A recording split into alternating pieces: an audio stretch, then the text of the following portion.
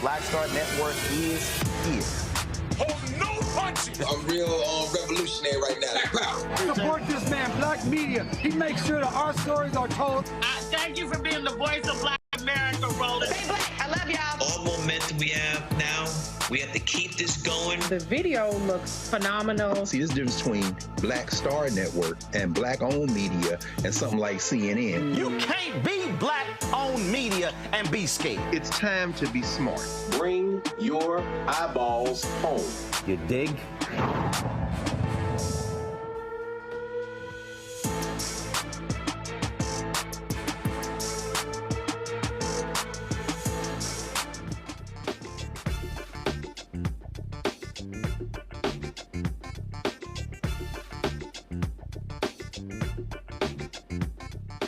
Today is Tuesday, January 16th, 2024. Coming up on Roland Martin Unfiltered, streaming live on the Black Star Network. Louisiana's new proposed congressional map will create a second majority black district. The NAACP Legal Defense Fund is declaring victory. Yet Republican Speaker of the House, Mike Johnson, who is from Louisiana, is doing all he can to stop black people from having another district. Our economy is booming, but some folks aren't really excited about the growth. We'll break down why Wall Street isn't feeling this great economy. Donald Trump was the winner of the Iowa Caucus, but one of the most talked about things from last night's vote was how the ballots were collected. In paper bags? Popcorn bowls? Really? Mom for Liberty failed to completely overtake South Carolina school boards, so they are creating a school, a charter school with tax dollars. A former California deputy will spend 30 days behind bars for killing an unarmed black man.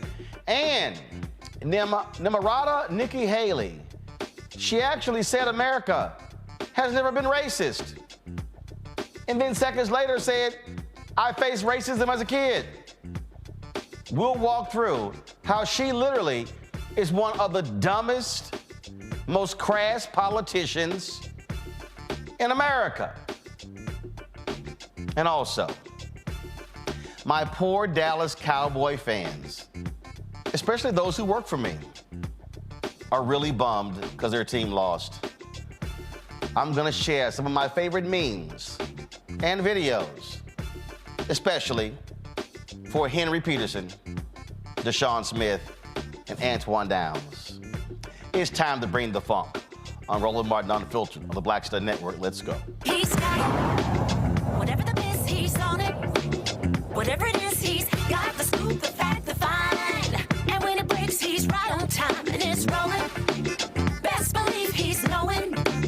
Putting it down from sports to news to politics. With entertainment just for kicks, he's rolling. It's on go, roll, y'all. It's Roland Martin, yeah. Rolling with Roland now.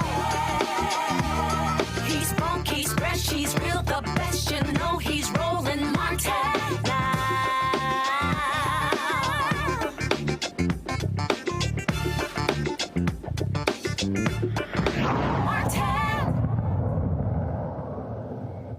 Black folks in Louisiana move one step closer to getting a second majority black congressional district.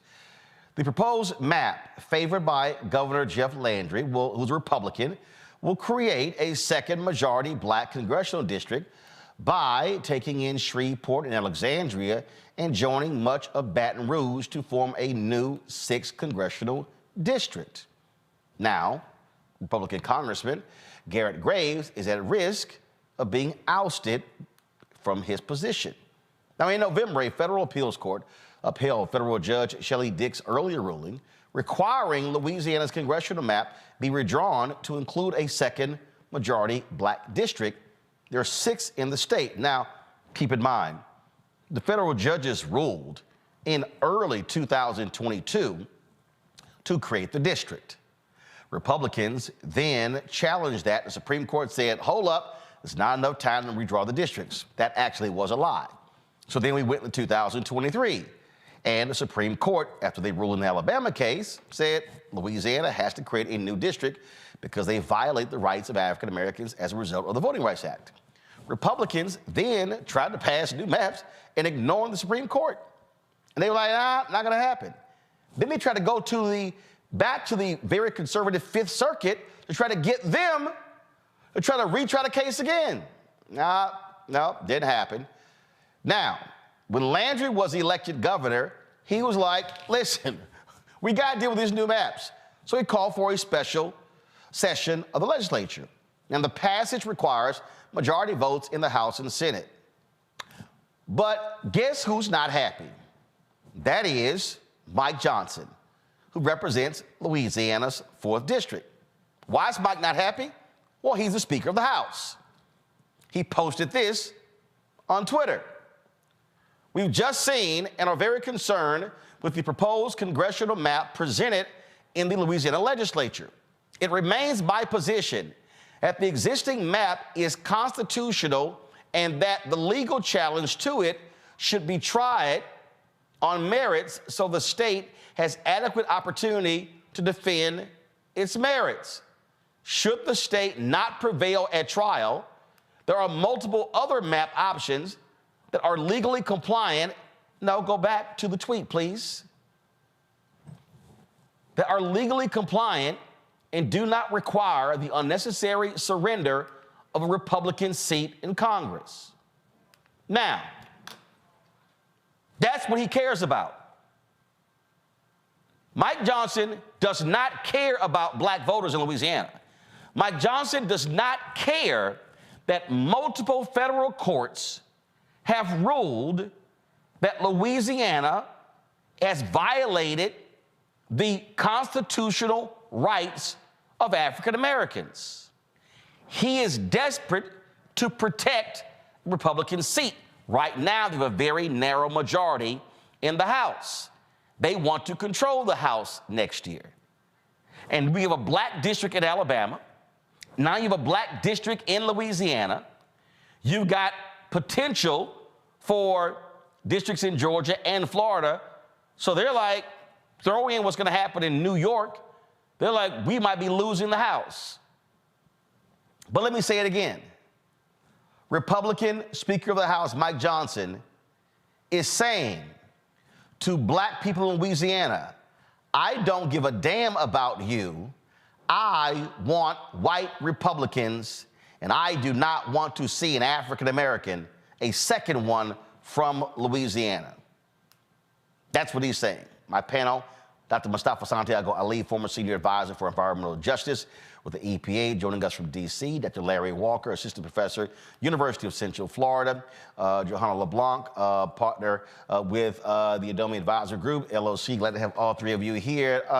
What we're dealing with here, Mustafa, is obviously it's pure crass politics. Alabama Republicans tried it. They kept getting smacked down by the federal judges. They had to relent. Okay, fine, we got to do the district. Louisiana wants 20 bites at the apple. I mean, Johnson is saying, oh, let's go to trial. Dude, we've already been to trial multiple times. They've been to mediation. This thing went all the way to the Supreme Court. Suck it up, Mike. You lost.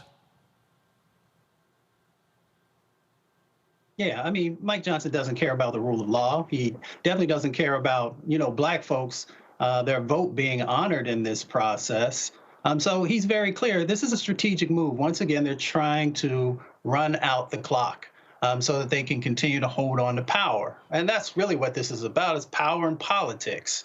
And they'll do anything that they can do to be able to hold on to that power and to continue to manipulate the political system. So we just have to be very clear about what's happening in this moment. This is another reason why we continue to try and help people to understand why your vote is so incredibly important and why you have to show up, both on the state level and the federal level, county and local, and utilize to make sure that you are actually building, the infrastructure for black politics. And what I mean by that is that we're getting the individuals elected, and then we continue to expand out from there.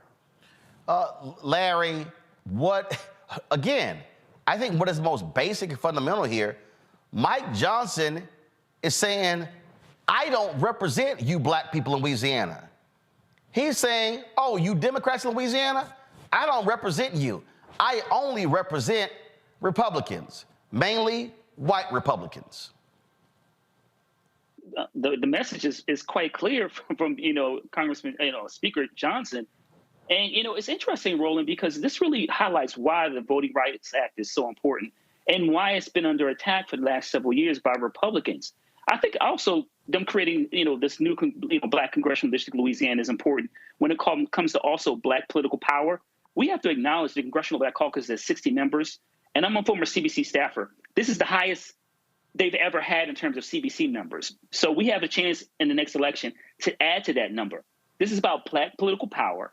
And also what we've seen in terms of the white response to President Obama, 2008, Vice President Harris, and this idea among white Republicans that they've lost America and it's not theirs anymore. So as the country has become more diverse, we continue to see this pushback on voting rights. And also, Roland, as you talked about a lot on your show, gerrymandering, right? So they've rigged the system, and when on some occasions they lose, they rightfully lose, then they want to complain about, the judicial system, in which, like I said, Brother Mustafa said, they're always reminding us about the rule of law. Well, you be in the rule of law, Speaker Johnson, and you represent, like as you said, Roland, as a speaker, you're representing, everyone in the House, and certainly as a congressman from the state of Louisiana, you also are very aware of the issue of gerrymandering and racism in Louisiana that continues to this day.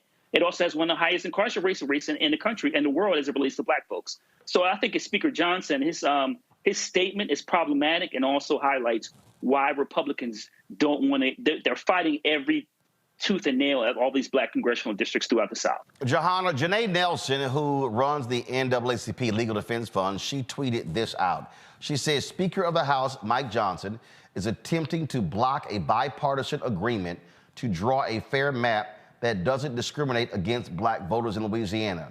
He's advocating for continued waste of taxpayer dollars to defend a map the Fifth Circuit said likely violates the Voting Rights Act. The thing that's crazy here is, again, you have a Republican governor who is conceding we lost. In fact, the same Republican governor was the Attorney General of Louisiana who was fighting the congressional district. So this man's going, look, we lost. We got to go ahead and create the district. Mike Johnson's like, no, let's just keep fighting. It's sort of like the game is over. The clock says 0, 0, 0, and you got, let's just run a few more plays. Say, dog, the clock is run out. Game over. You lost. Well, Roland, as my co-panelist articulated, this is a ploy by the Republican Party, unfortunately, and in particular, Mr. Johnson, Speaker of the House, to ensure that there isn't additional representation within the Congressional Black Caucus.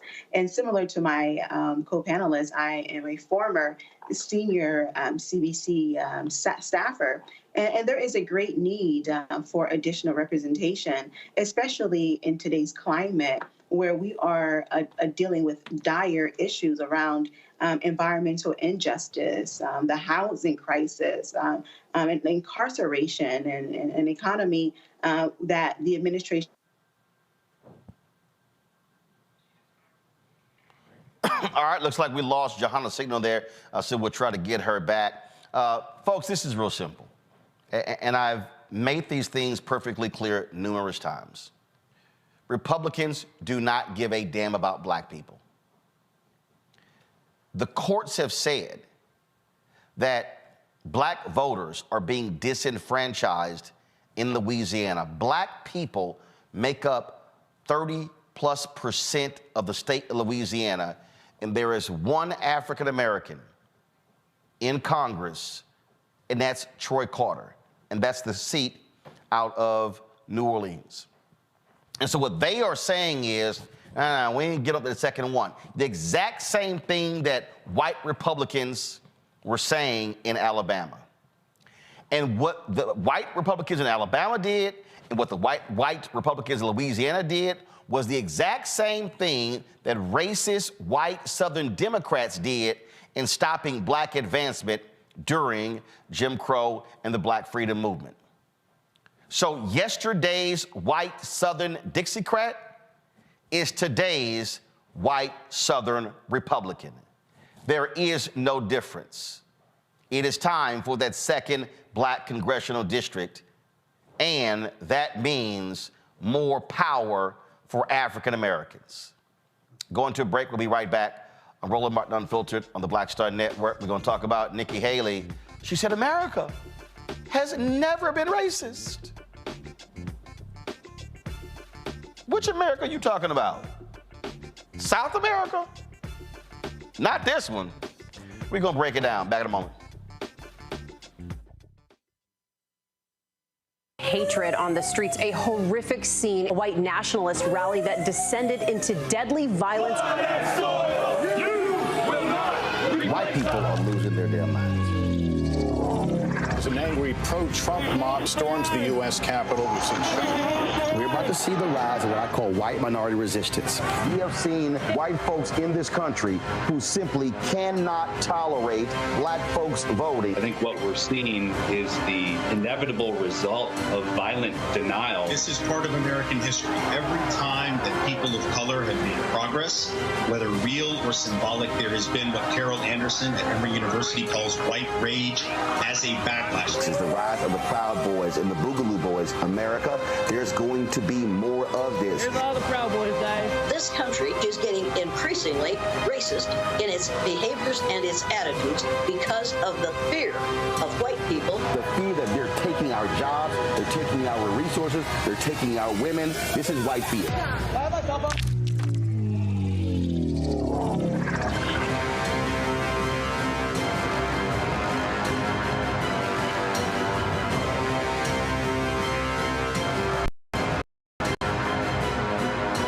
Next, on the Black Table with me, Dr. Greg Carr, author Dr. Maribel Mori, on her astounding and enlightening new book, White Philanthropy, a history we're betting you've never heard before. Don't miss an eye-opening episode of the Black Table, only on Black Star Network.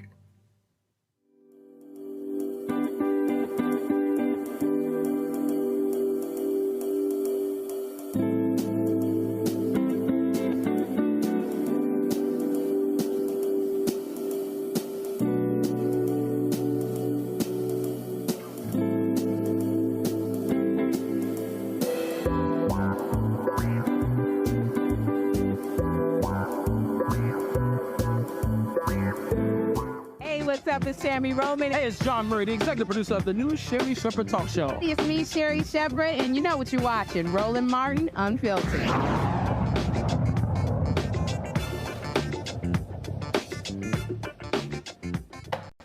All right, folks, the orange man who has been indicted faces 91 counts in 4 different trials, won the Iowa Caucus. Ron DeSantis came in second. Nikki Haley came in third.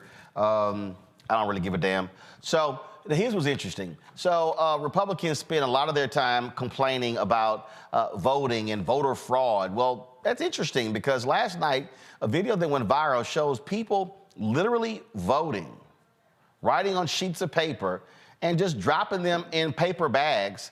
And then also they were using, there was another photo or video showing using popcorn bowls as a way to collect the ballots. That's interesting because these people, look at this, boy, that's a lot of voter protection right there. And just dropping names in paper bags, Larry. They love talking about protecting the integrity of the ballot. I mean, they said this is worse than the church passing around the plate doing collection. At least it's a nice plate. I know, at least it's gold, right? And got that little velvet in the center where you pass that plate around in the black church, right? So, Roland, I want to call on the state attorney general to investigate this because what I see on video is clearly not consistent with, I'm assuming, voter laws in the state of Iowa. So, like I said, I would call for an complete investigation. I mean, Larry, check this one out. They literally are pulling out ballots written on sheets of paper out of popcorn bowls. This is the craziest thing I've ever seen in my entire life. And, you know, it's interesting because when I look around, I don't see any people look like me. So I guess it's not voter fraud. I guess that's how that works. But I would certainly, like I said, I'm assuming the state attorney general would get right on that in terms of the determining that. Because I didn't see any IDs or anyone reviewing any IDs or any other protocols in place to make sure we protect the integrity of our elections. So maybe perhaps the caucuses yesterday, based on what I'm seeing, are invalid. Maybe they should start from ground zero. I guess that's how that works. And not only that, Johanna, what's interesting is I saw one tweet when you talk about, we can't have electioneering when it comes to, but people are voting. There was a woman last night who was a spokesman for the Trump folks in one of the caucuses who stood up and said that fool won 3 Nobel Peace Prizes. 3. Well, Roland, I think there are some major concerns here for the Democratic Party if the Democratic wish to maintain the White House. The reality is that, first, this is the same president that said the 2020 election was stolen from him because there were, folks were able to vote from home because of the pandemic. And he indicated there were severe voting irregularities, right? And then you're watching what happened in Ohio, people literally voting, putting their votes in a basket, in paper bags. No, right? no, wasn't Ohio, that was Iowa. I'm sorry, Iowa, I'm sorry. Literally putting them in paper bags, right? So you have to ask yourself, where is the consistency? If we're going to be consistent about voting rights and preserving one's right to vote and making sure that the integrity of the process remains intact, we need to be consistent all across the board. But then again, this is the same administration, this is the same former president that we know who has not been consistent when it comes to some of these issues. So we should not be too surprised. But at the end of the day, he did win, and I think that it speaks volume to his base and his ability to articulate his stance, and that he has a strong base, the MAGA base, right? They're still willing to vote for him in spite of the numerous indictments. In fact, this morning he had to go to court after the winning the caucus, right? He had to go to court and appear on a sexual harassment case. That is the reality. So I think that the Democratic Party, this is an opportunity for them to realize that, again, this man has supporters, and they are energized, and they want him back in the White House. So for the Democratic Party, we need to have more inspiring candidates and people who are going to champion on behalf of the Democratic Party.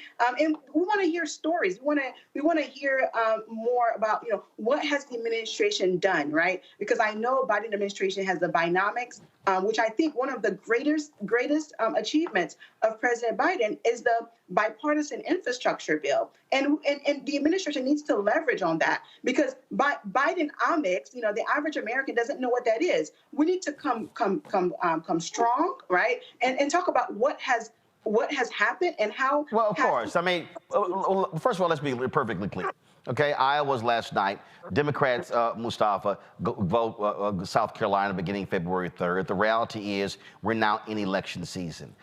You see the Biden campaign staffing up. You've seen John Kerry lead the administration, go to the re-election campaign. Mitch Landrieu go to the re-election campaign as well. You've seen Quentin Fulks, deputy campaign manager, making the rounds on television. And so those things are happening. And so the reality is, as we move down this path, the reality is Donald Trump is likely going to be the nominee. And so it's going to be a stark choice between Biden and Trump. You also are seeing the economic numbers consistently showing how well the economy is doing. And so I think you're going to see that narrative being told over and over again, Mustafa.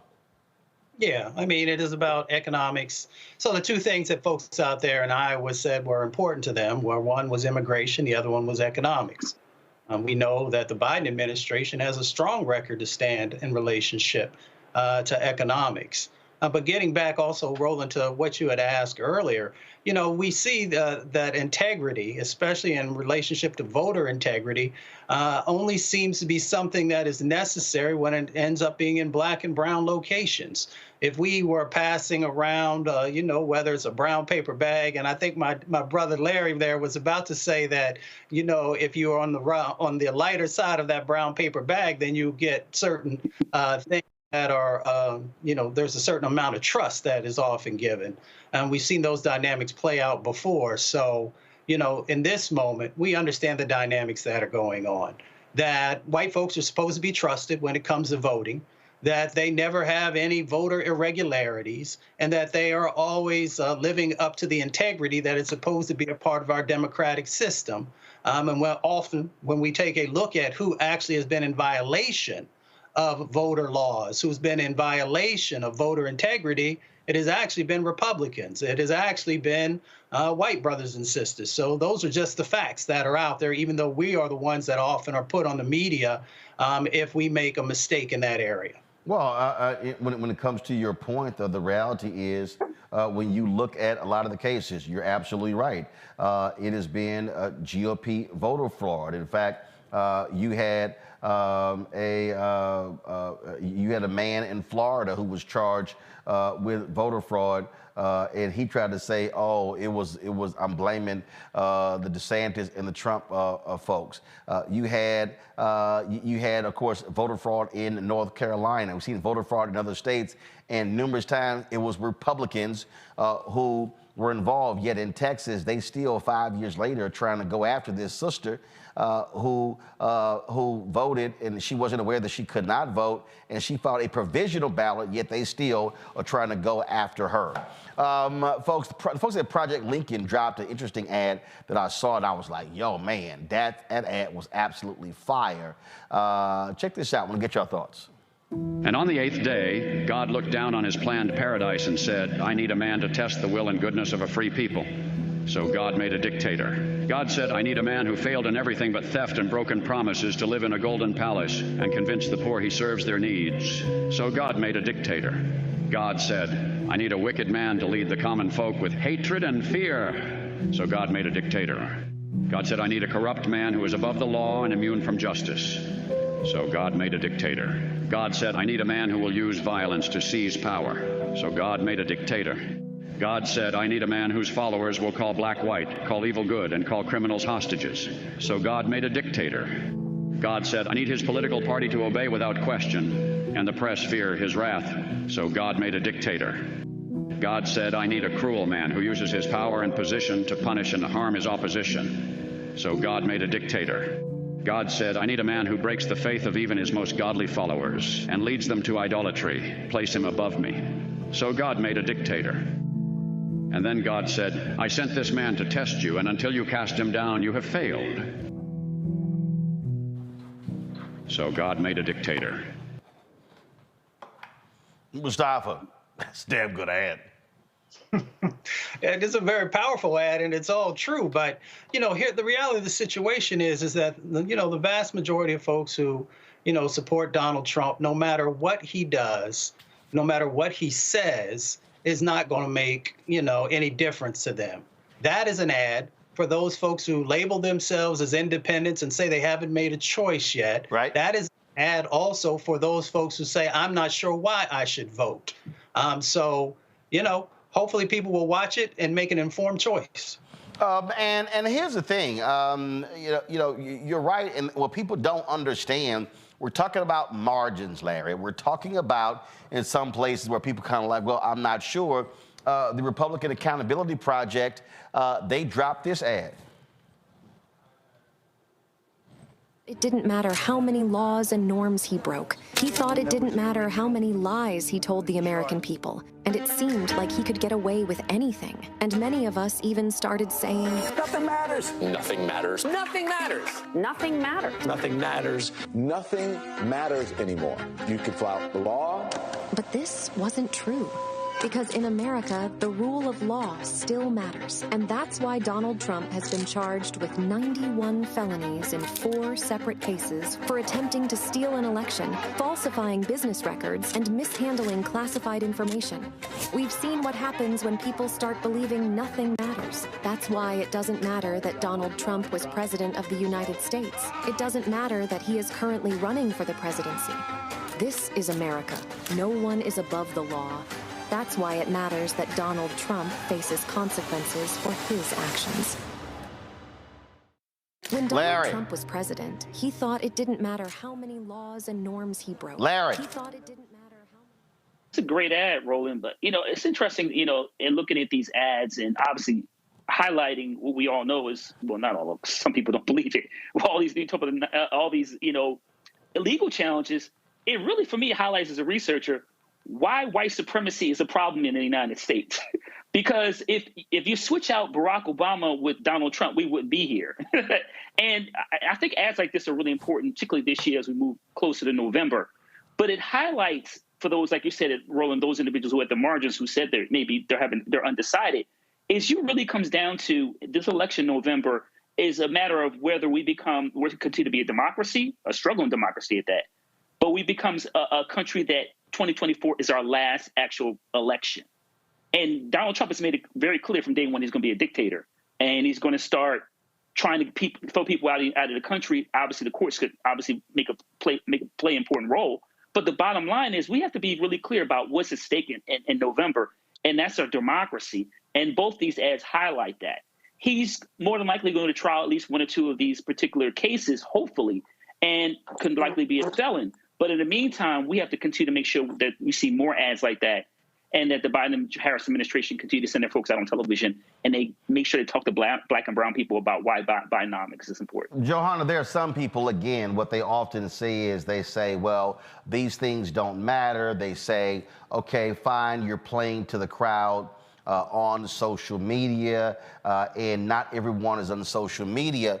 But the goal is to also get these into the news cycle. The folks at Vote Vets have also done that, and here is something that they put together recently.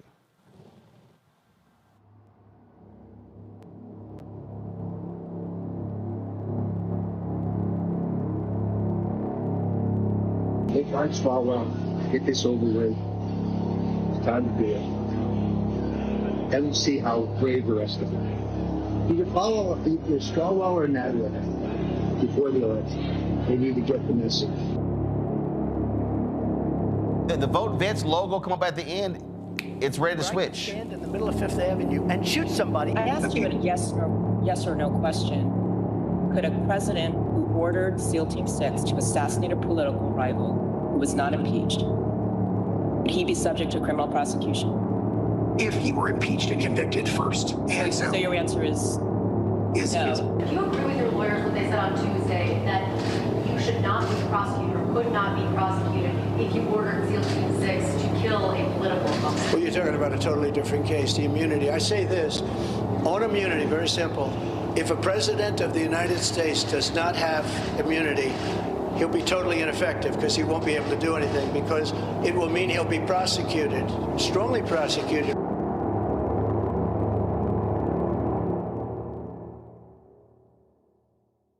What's crazy here, Johanna, is that what he had to say. But Vote Vets, the reason they're doing it, because they are targeting veterans.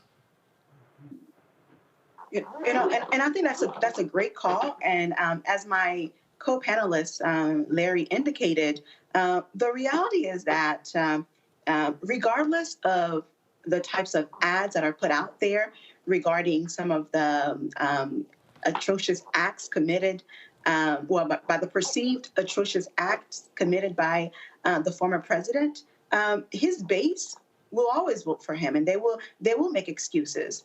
So I think that those ads should be targeting other constituencies, like the veterans, right, who may not have a position yet, who may not know which way they're going to go. And also, I would call upon some of these organizations to also make sure those ads are shared through WhatsApp. And I think that the immigrant community, even those who are legalized and who are able to vote in this country, they rely heavily on WhatsApp for news, and news go very far. So start using some of these platforms beyond your original, your traditional channels, like Facebook, Instagram, and Twitter, and so on, so that the message could really get out in terms of who we're really dealing with and exactly what's at stake. And beyond, again, I don't mean to sound like a broken record, beyond the different indictments and what former President Trump has done, there has to be a plan on what the Democratic Party has done, what the Democratic Party continues to do, and we have to be able to inspire people to go out and vote. People want to be inspired, right?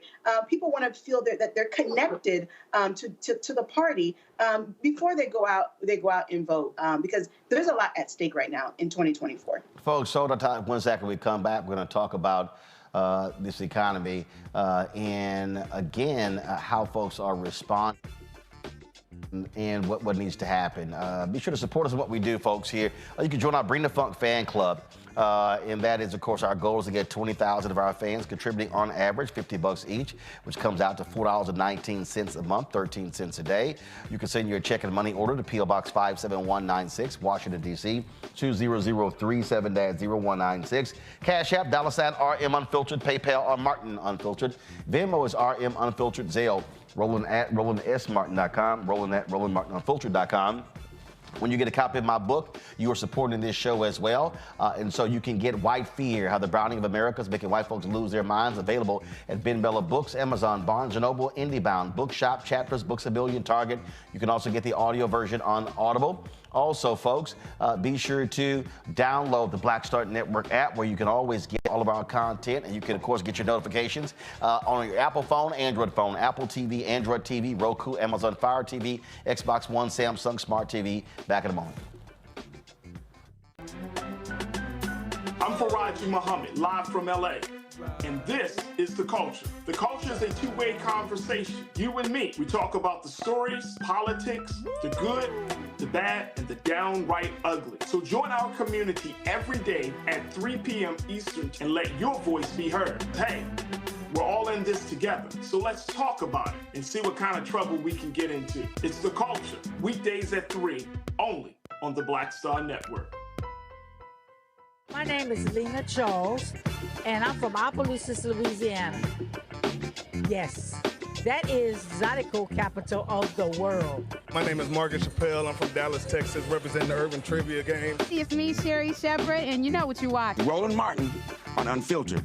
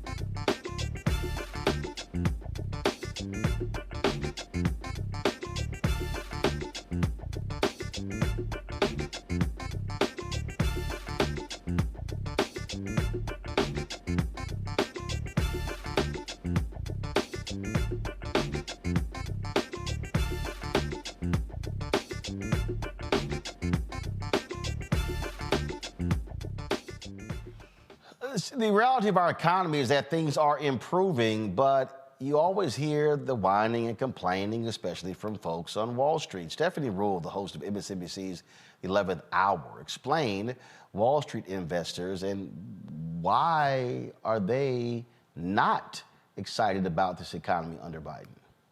That Wall Street Republican, if you actually look at Joe Biden policies, they should be stoked about it, right? I mean, we have a very strong economy given where we came from. Look at the infrastructure. Look at all that he's done. But why do they pull back? Because this idea that they have that he's super liberal, which he's not. And the reason they have this idea is because when they got into investment banking, when I did, Those investment banks only recruited from 4 colleges, and they were Ivy League universities, and they didn't have any DEI initiatives. And they loved to hire lacrosse players and football players and sons of people that went to really expensive boarding schools. And that is why that group of Wall Street people think that Joe Biden is super liberal, because their son named Chad in a Patagonia vest isn't automatically getting into Princeton and gets to be in Eddie's class. That's why they feel that way. They could probably still get in, though. Like, probably. Yeah, but I got it. Yeah. Seems like she nailed it, Larry. She hit it right on the nose. All this angst about, DEI and affirmative action, all these other issues. It is, and then some folks say that white folks have economic anxiety. Look, the bottom line is that people, particularly white folks in this country, are struggling because they feel like even if a little bit of their grasp is coming loose off of economic, political, and social power in the United States, that they've absolutely lost their minds. And so I'm glad to see someone, beyond this panel, make the point, Roland, about what's really going on here again in the court. Maybe some more people who are white people will listen to what she had to say. But the bottom line is, first of all, like I said, historically, they hired some of the same people in the same boarding schools, the same, elite or top tier, top 10 schools. Those same individuals got internships they went skiing with, while ignoring the black person who went to a state school who was out hustling them all and had better grades.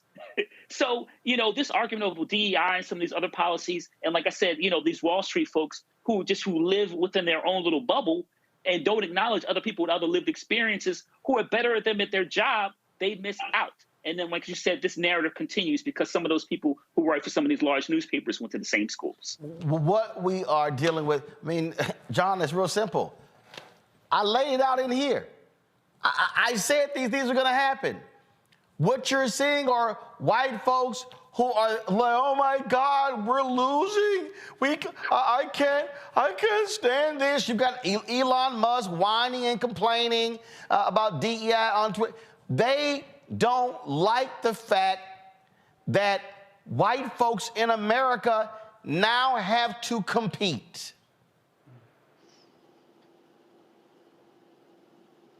Well, when you live in a country where historically you have not had to necessarily prove yourself, you can be mediocre and rise to the top. Now that you actually have to compete, it is problematic, right? You want the rules changed because the rules are now are no longer beneficial to you.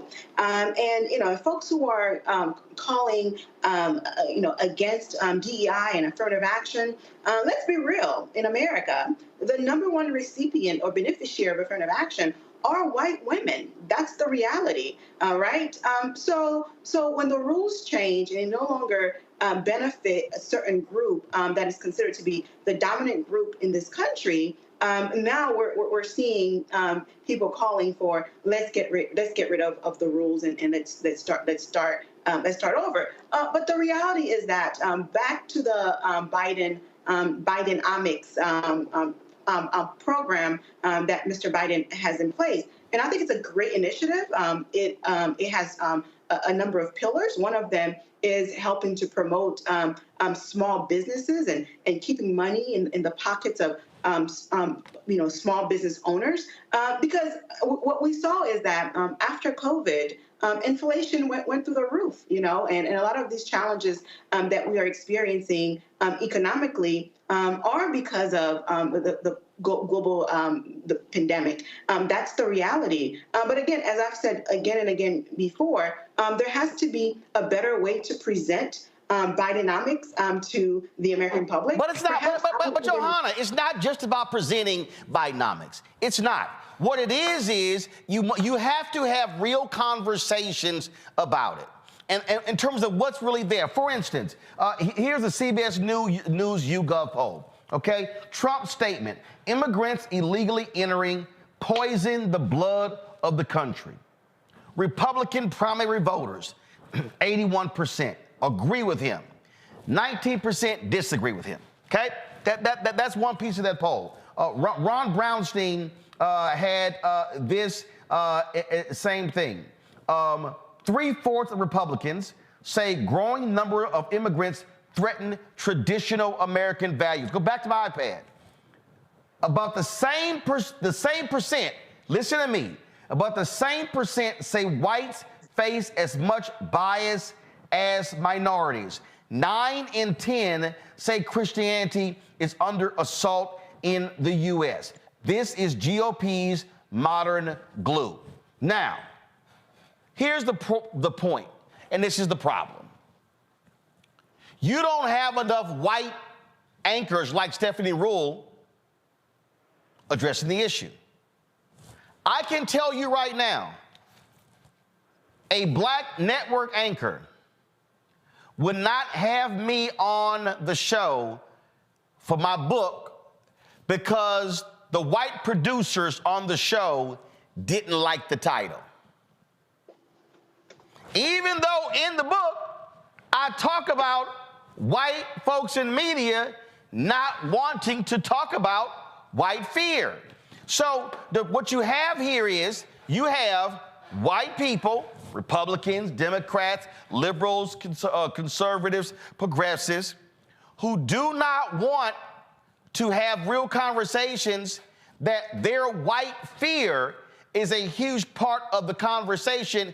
It's cloaked in economic anxiety. Absolutely. I agree. All those things you said are indeed true.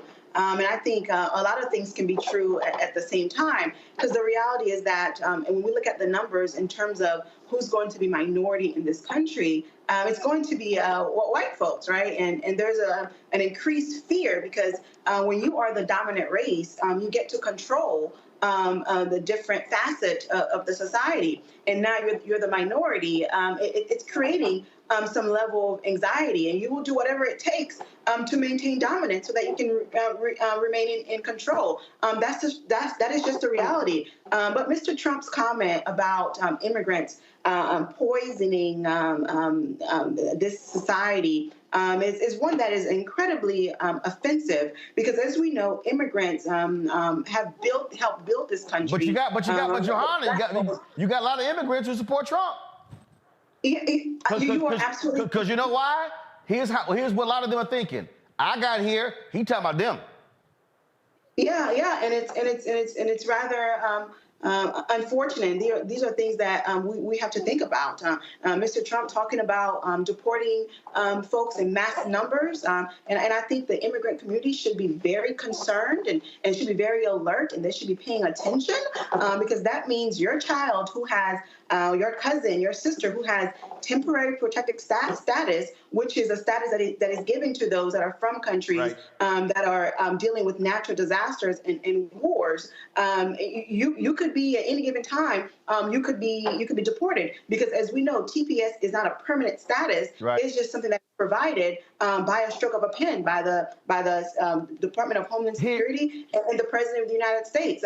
And there are hundreds and thousands of TPS and even DACA recipients. And we saw under the leadership of Speaker Pelosi, legislation was introduced to ensure that there is a pathway to citizenship for those individuals, and it never materialized. So the immigrant community should be gravely concerned about those comments. Here's the again, Mustafa, white journalists, white anchors, white hosts do not want to talk about racism among white voters and how their white identity politics is a part of this whole deal.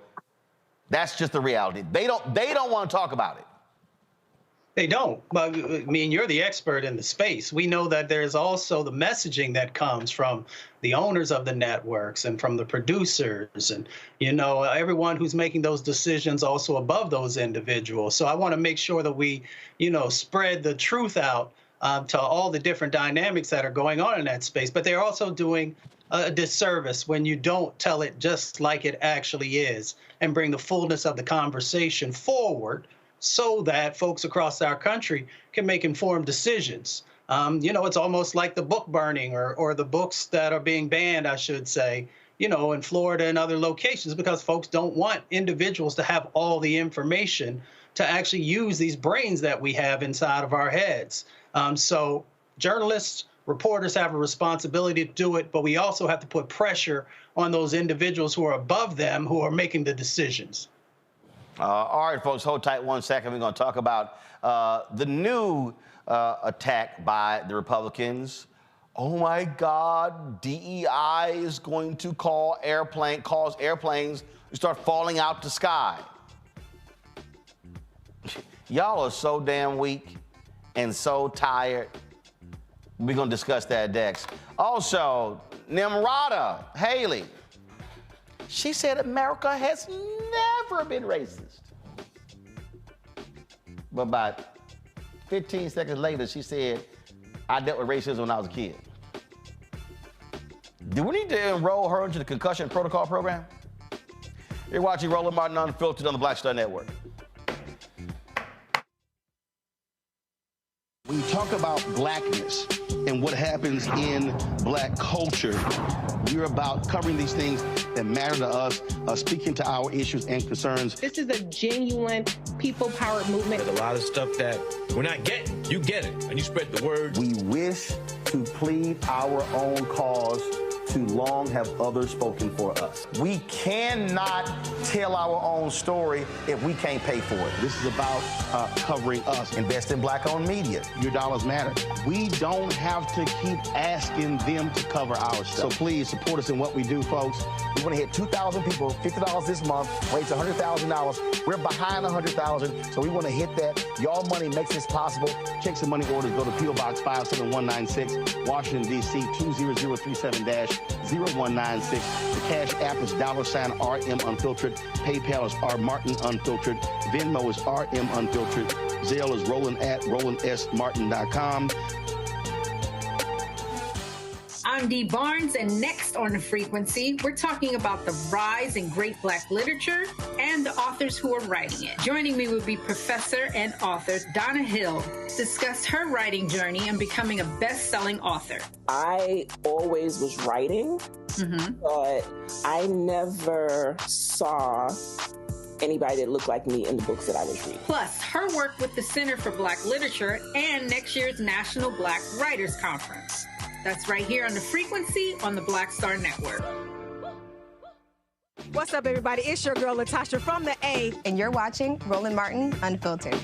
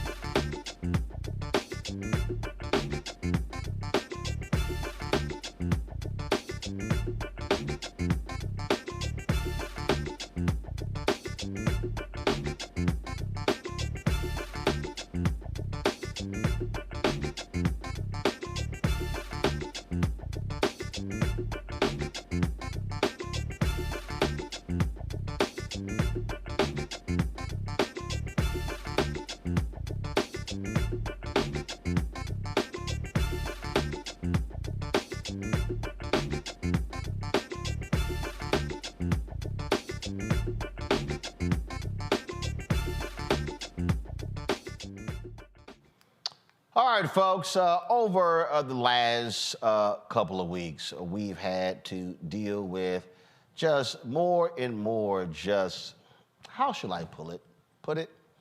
Stuck on stupid people. Now, remember, Republicans started a couple of years ago with the attacks on critical race theory.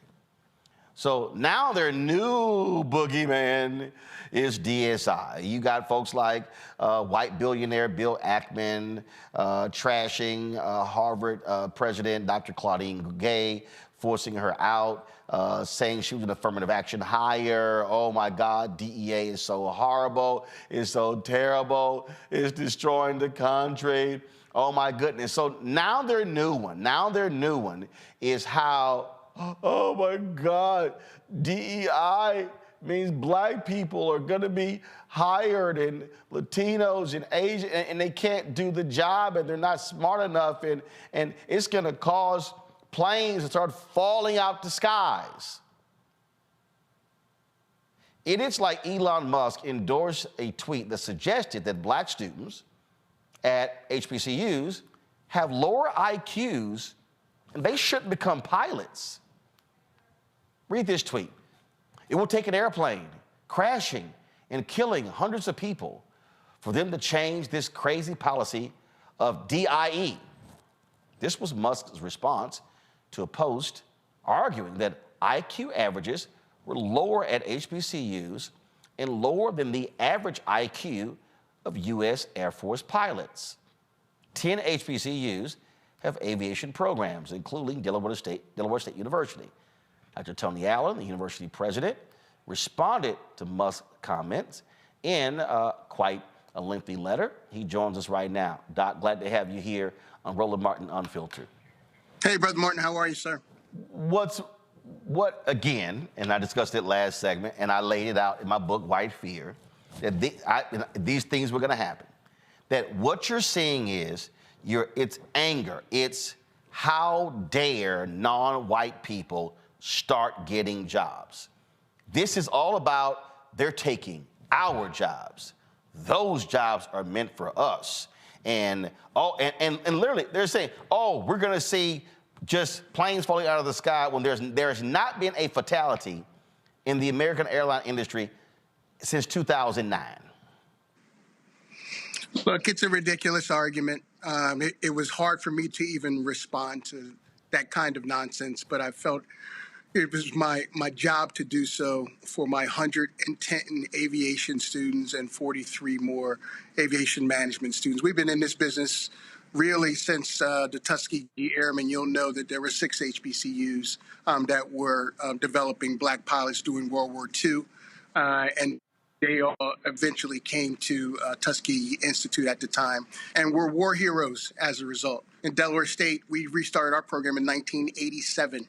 And now have an aircraft fleet of 26 and exceptional aviation students, all of which have to pass industry standards. It's not about just graduating Delaware State. It's about what the Federal Aviation Administration dictates that are those standards. And we do that in a way that I think is the best in the country. We're the high-quality, low-cost provider east of the Mississippi, and we graduate more pilots of color than any other program in the country. Let's also be clear. Yeah. There are a bunch of people with high IQs who are dumb as hell. I mean, what I mean by that is this. Oh my God, you've got to have a high IQ. That's in order to be a pilot.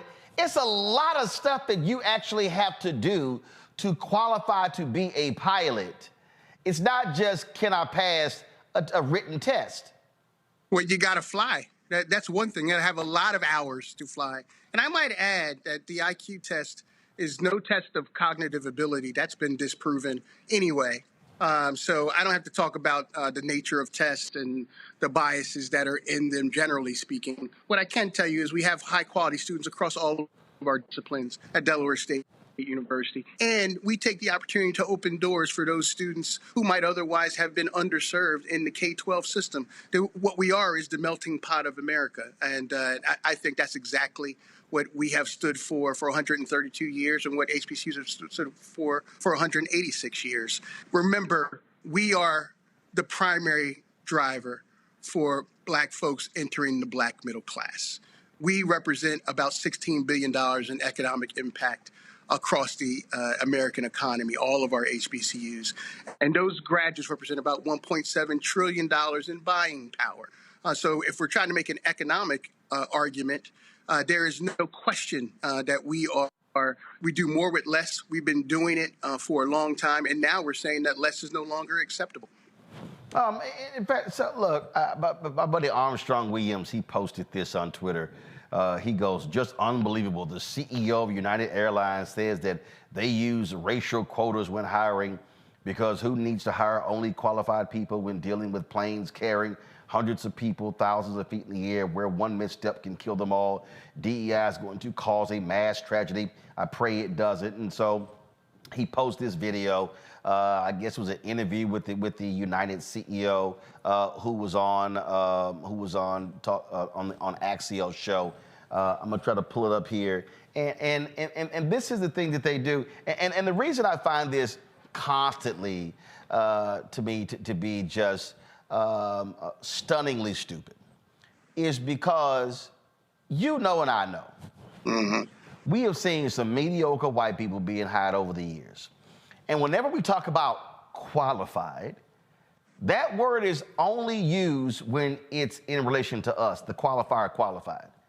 It's never, like, you don't hear it being used anywhere else.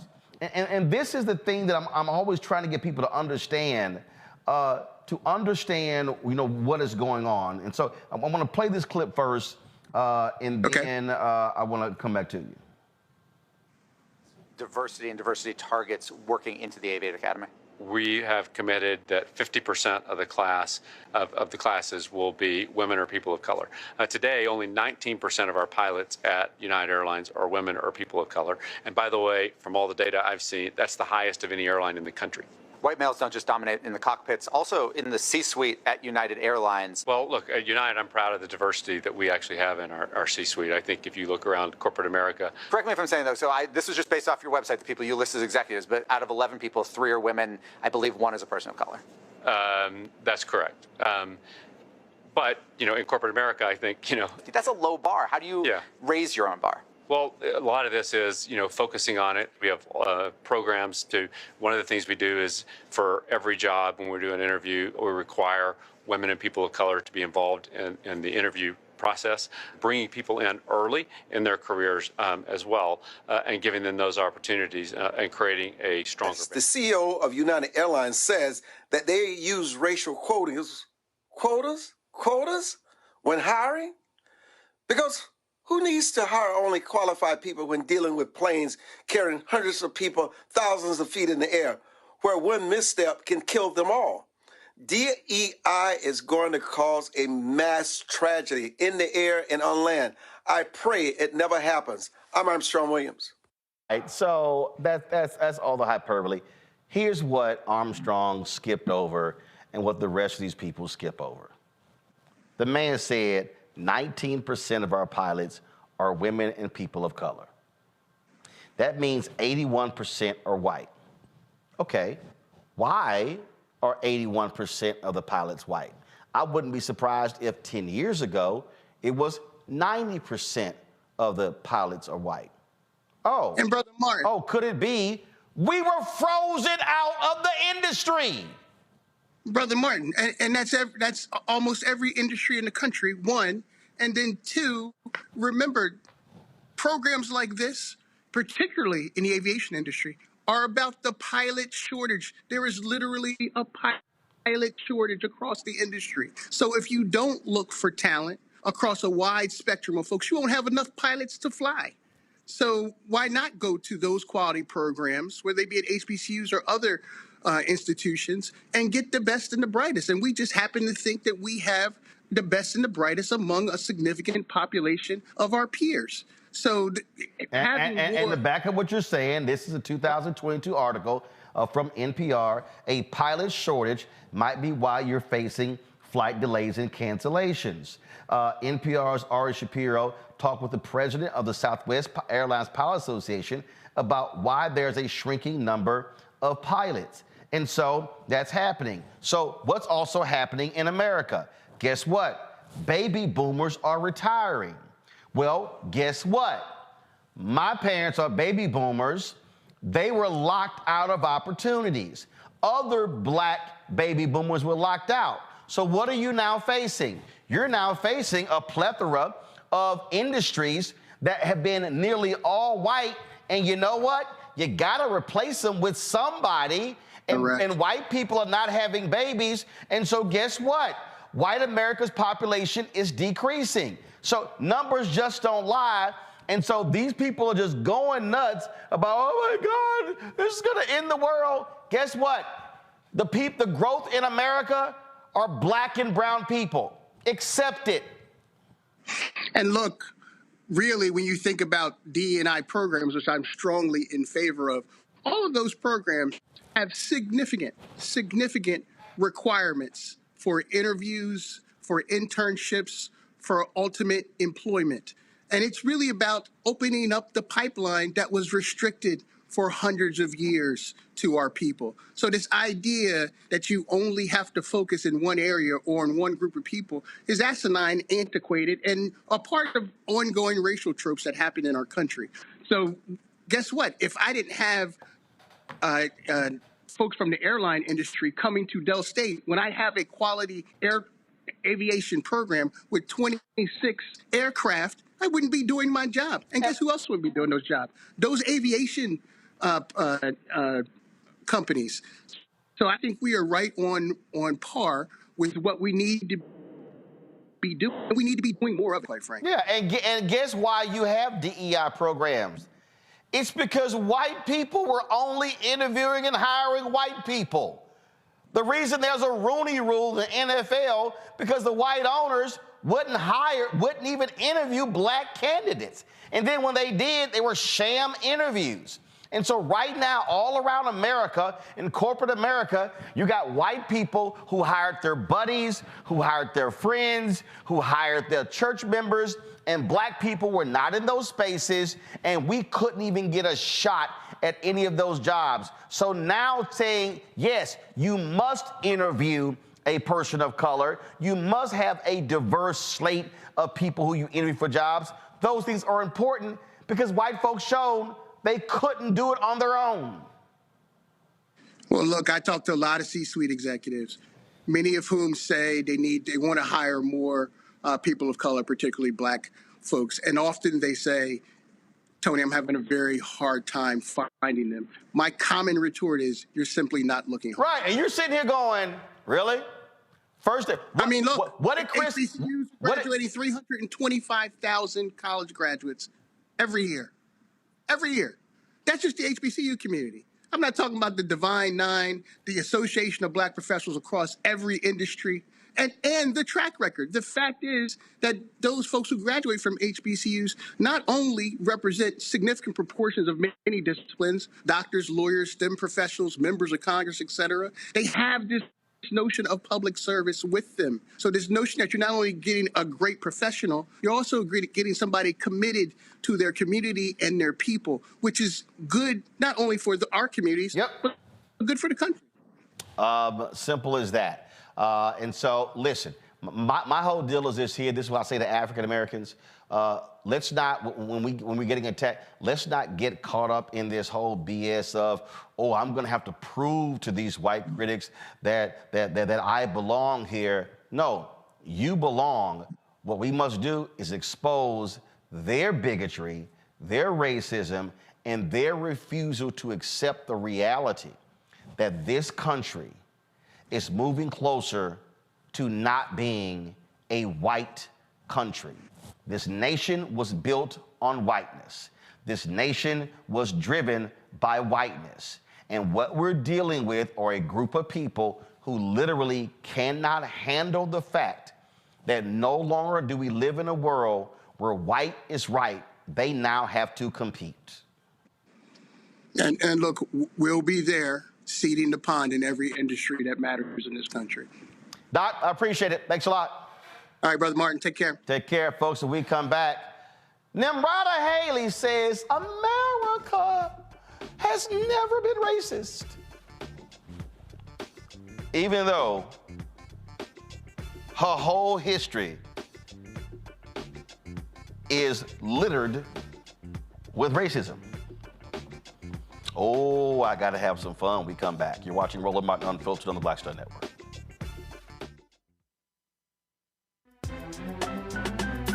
I'm Faraji Muhammad, live from LA.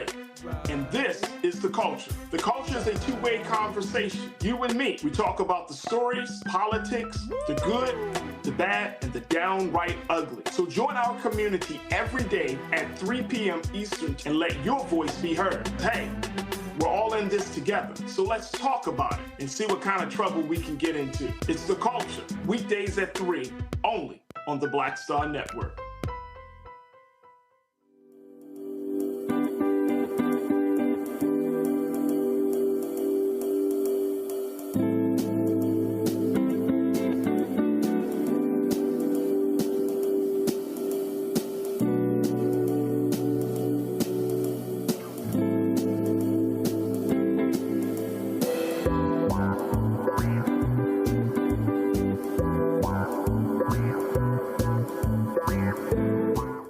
business or career with Grow with Google's wide range of online courses, digital training, and tools. Gain in-demand job skills with flexible online training programs designed to put you on the fast track to jobs in high-growth fields. No experience is necessary. Learn at your own pace. Complete the online certificate program on your own terms. Stand out to employers, get on a path to in-demand jobs, and connect with top employers who are currently hiring. Take one professional career certificate program or all 6. Earn a Google Career Certificate to prepare for a job in a high-growth field like data analytics, project management, UX design, cybersecurity, and more.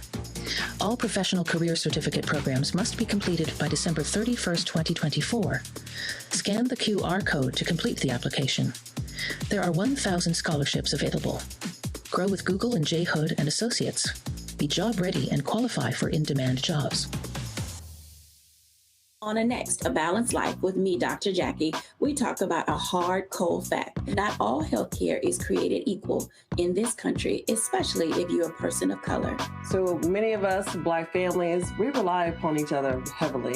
A lot of us aren't necessarily sure how to best communicate with our healthcare providers. How to take charge and balance the scales. Your life may depend on it. That's next on A Balanced Life on Black Star Network. Hi, I'm Jo Marie Payton, voice of Sugar Mama on Disney's Louder and Prouder Disney Plus, and I'm with Roland Martin on Unfiltered.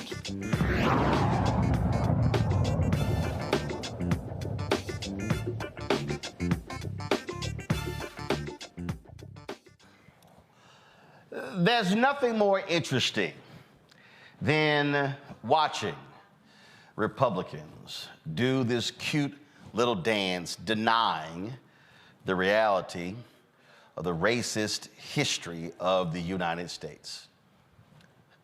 Vivek Ramaswamy. I mean, he spoke against racism and he was like, that stuff don't exist, until he took his ass to Iowa, where the white folks in Iowa were like, yeah, we ain't really interested in voting for this dude because he reminds us of the 9/11 people. They basically were like, man, that dark skin, I don't know.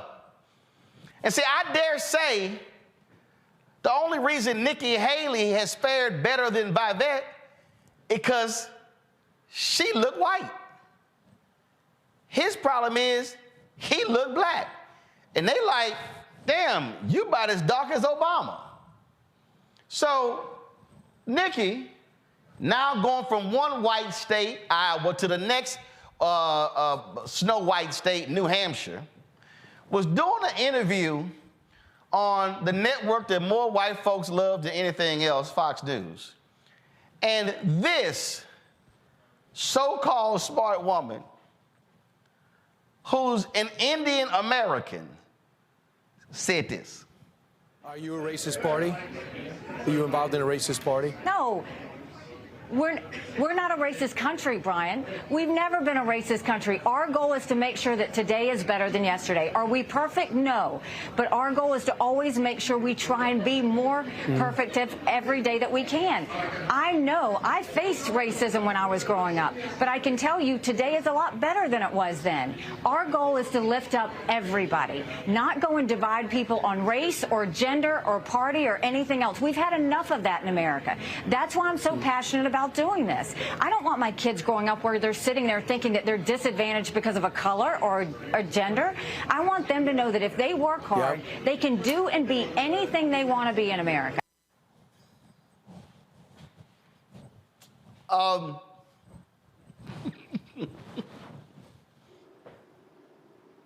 Run that back. Party? Are you involved in a racist party? No. We're not a racist country, Brian. We've never been a racist country. Our goal is to make sure that... Stop. Now, Nikki just said, we've never been a racist country. Give me 1 second. I want y'all to leave my microphone up. Okay? Now, play. Today is better than yesterday. Are we perfect? No. But our goal is to always make sure we try and be more perfect every day that we can. I know I faced racism when I was growing up. Stop.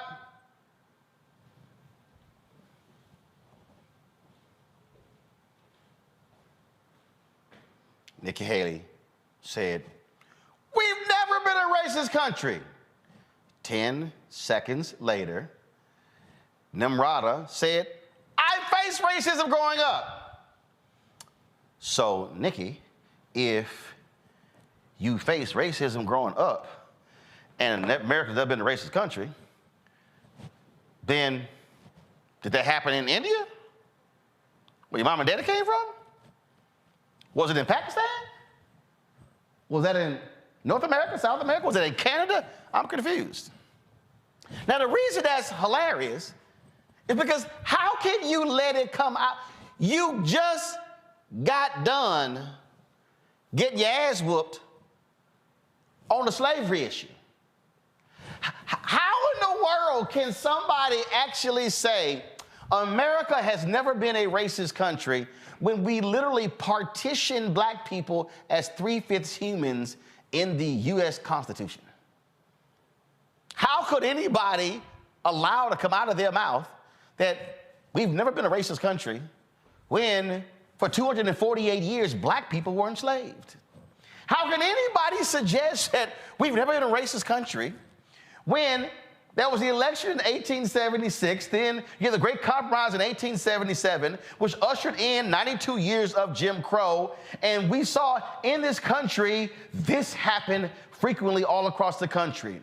We saw 4,000 plus people. We can't even account for all of the people who have been lynched in this country. You had individuals burned who were tortured in the United States of America. We had individuals who were, this is a barbecue. We had Americans who literally went to lynchings like it was a picnic in this country.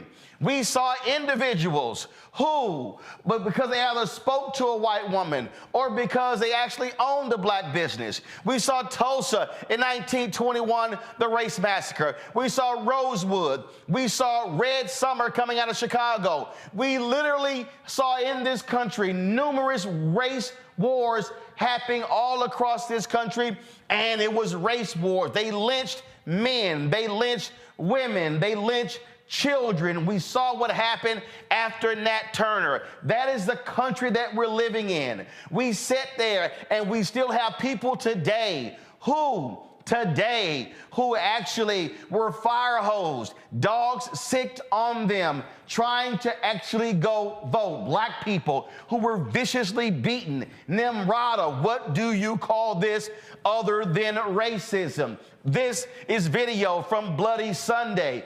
Absolutely racist, fire cannons, folks who were beaten, John Lewis and others, beaten to an inch of their lives because they were black people who simply wanted to exercise the right to vote. You had a United States military, Nimrata, that until 1948 segregated troops in its military. There were race wars in depots where you had white soldiers and black soldiers. Nimrata, you are so dumb. What Ethan McKaylee makes clear in his book on the Chicago Defender. Well, the United States government wanted to try black newspaper owners with treason because they were writing stories about racism in the United States military. One of the racist presidents we've ever had was Woodrow Wilson, who 2 blocks from this office on Black Lives Matter Plaza showed the birth of a nation. This man abandoned the hiring of black people in the federal government. You had Herbert Hoover, who was president of the United States, who was the head of the lily white faction of the Republican Party.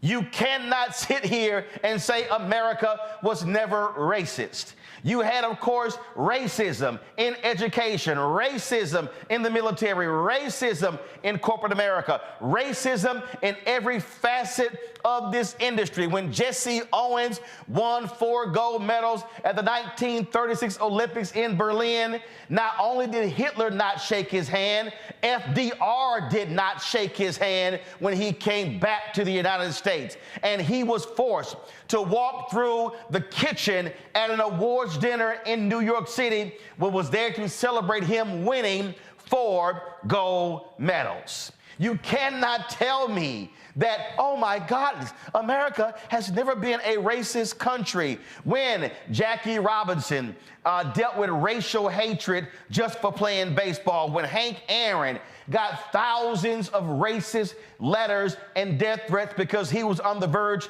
of breaking the record of Babe Ruth. You can't call this country racist. When black people will get in swimming pools, and in order to get them out, white racist individuals will pour acid in the swimming pool in order to force them out. Literally, Nimrata, that's the history. But you know what? You should know, because you said you faced racism as a kid, but you didn't just face racism. Your mama and your daddy faced racism. Michael Harriot put out these tweets where he laid out in a thread the racism and the history of Nikki Haley. He laid out, y'all want to hear the true story of Nikki Haley? He then said in the 1920s, a nativist white nationalist movement began to rise in America. It was anti-immigrant racist, and it gave rise to what we now call the second wave of the Ku Klux Klan. What was it called? He said it's estimated that 1 in 7 white men were card-carrying members of the Klan during this movement. This is when Donald Trump's father was arrested at a Klan rally. One of the hallmark pieces of legislation during this white nationalist trend was the national origins formula. Please go to the next tweet. He lays out 1921, Congress came up with a law that limited how many people could immigrate to the U.S. from each country. That's called racism, Nikki. White Anglo-Saxon countries could come, but Eastern Europeans and other non-white countries had specific limits. In 1923, Bhagat Singh Thind from Amritsar, Punjab, India, filed a Supreme Court case arguing that the immigration quotas shouldn't apply to Asian Indians because they were literally Caucasian. Uh-oh, really? The Supreme Court agreed, saying, yeah, you're Caucasians, but you ain't white. Next. That precedent stood until 1965, when LBJ signed the Immigration and Nationality Act of 1965. Why did he do it? Because black people fought for civil rights. Because of desegregation and other civil rights laws, Republicans fled the GOP. One of these laws' fiercest opponents was the Daughters of the Confederacy. This is when they began putting up Confederate monuments. In 1961, South Carolina affixed a Confederate flag to its courthouse. One of the interesting results of this white supremacist backlash was the Segregation Academy. Rather than attend integrated schools, white parents created private, all-white schools all over the South. Most of these schools still exist, although they rarely speak of their origin story. Now, I don't want y'all to think that the civil rights struggle was over. For instance, an incident considered the bloodiest event of the civil rights era happened in February 1968 when cops opened fire on black students at South Carolina State. Most were shot in the back. A few months later, in 1969, Ajit Singh Randhawa and his wife, Raj Kaur Randhawa, took advantage of a new immigration law and immigrated to the U.S. from Amritsar district, Punjab, India. 3 years later, their daughter, Nimrata Randhawa, was born. Next, Nimrata's father taught at Voorhees, an HBCU in Denmark, South Carolina, and lived in neighboring Bamberg. Her mom taught in the public schools. At one time, my family owned the only restaurant in Denmark, so I spent a lot of time there and at Voorhees, the local HBCU. They are black as fuck. But Nimrata would never. So Nimrata enrolled at nearby Orangeburg preparatory schools, a collection of actual segregation academies, and became Nikki. Why? Because she's Caucasian, even if she isn't white. Now here's where it gets crazy. When Nimrata became governor of South Carolina, she refused to take down the Confederate flag. She said the white supremacist banner was a symbol of heritage and history. It is possible that Nimrata believed this. See, she went to a racist school. She was Caucasian. She rejected inclusion. It's quite possible that Numrata never knew that flag was the Confederate battle flag of Virginia. Numrata was too dumb to know it, had never spent a nanosecond in South Carolina until a century after the Civil War. But when she became a state legislator, black people told her that it stood for white supremacy. She wouldn't take it down. They boycotted. She wouldn't take it down. When she became governor, she was told that it represented a failed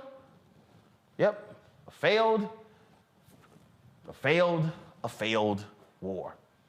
Numrata refused. On June 17th, the white supremacist terrorists, beckoned by the flag Numrata supported, walked into Emmanuel AME Church and slaughtered 9 black people as they prayed.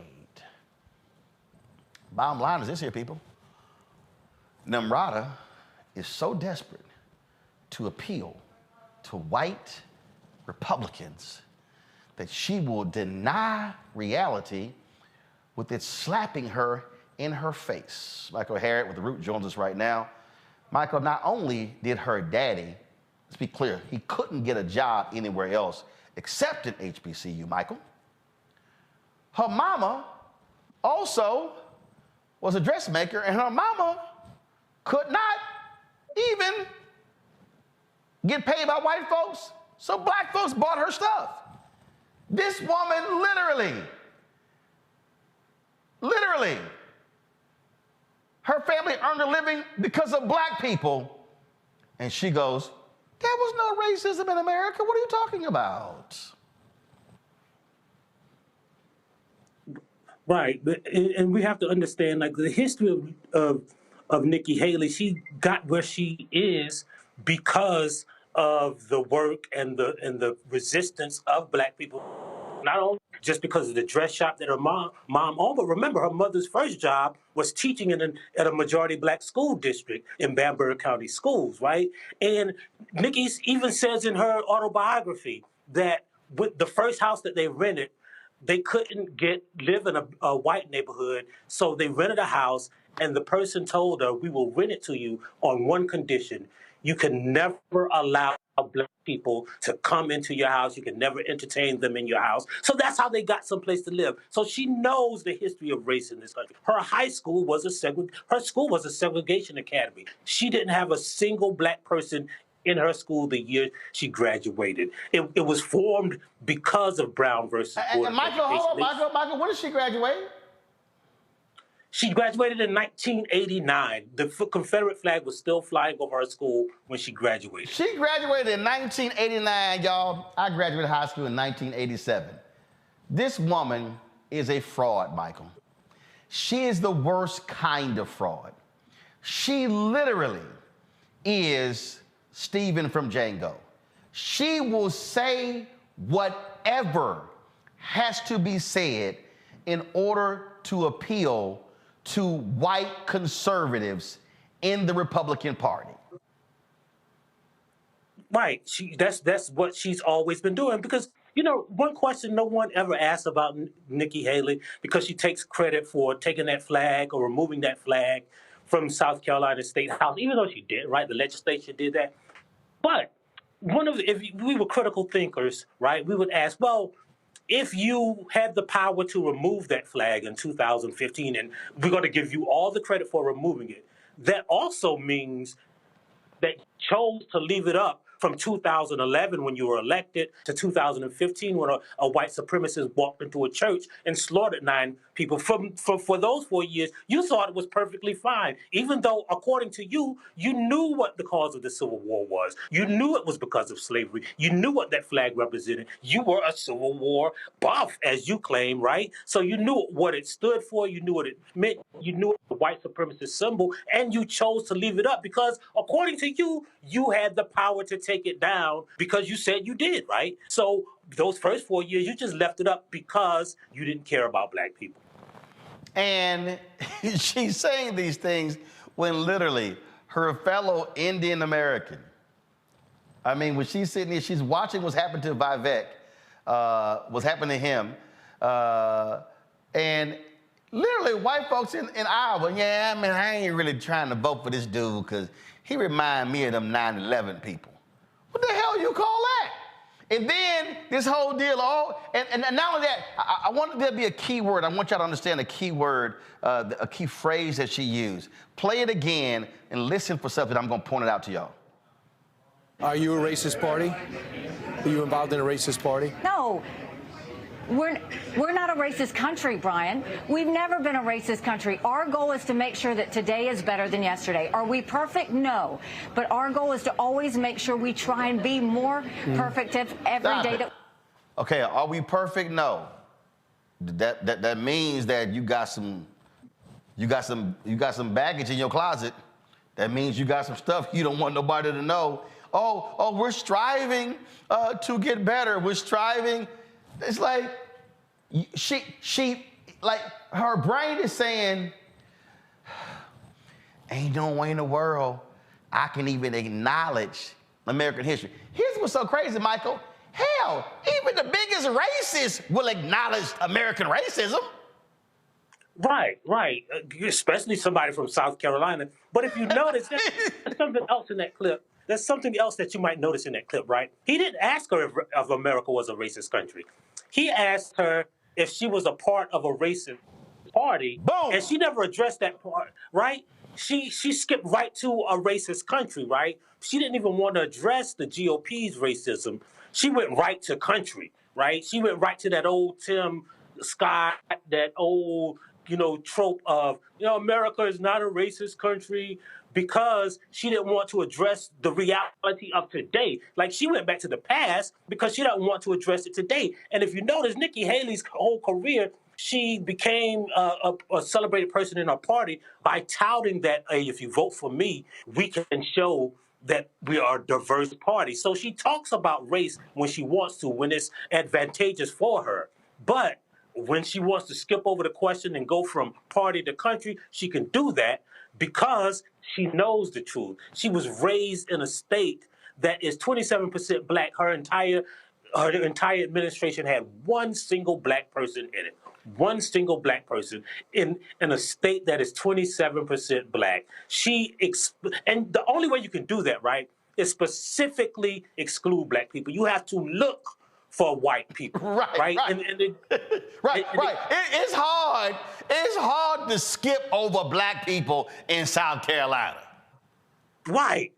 Especially educated black people, because South Carolina citizens, or the black citizens, are disproportionately higher educated. And you got to think about, right, like if you go back to the segment that you just had, right, about diversity in the airline industry, it's always curious to me how these people are never asked to explain how they manage to create these white structures that are so lily white when there are black people right in front of their faces, right? Like, she didn't even choose she didn't even allow the person in charge of the South Carolina archives. She didn't even put a black person in charge of that, when 40% of the black people in America, their ancestry comes through South Carolina. And I know that because my aunt created the organization. Before my aunt created it in the 1990s, there was not an organization to preserve black history in the state where black history, where America's black history comes from. And she skipped over all of those qualified black people to specifically search for white people who aligned with her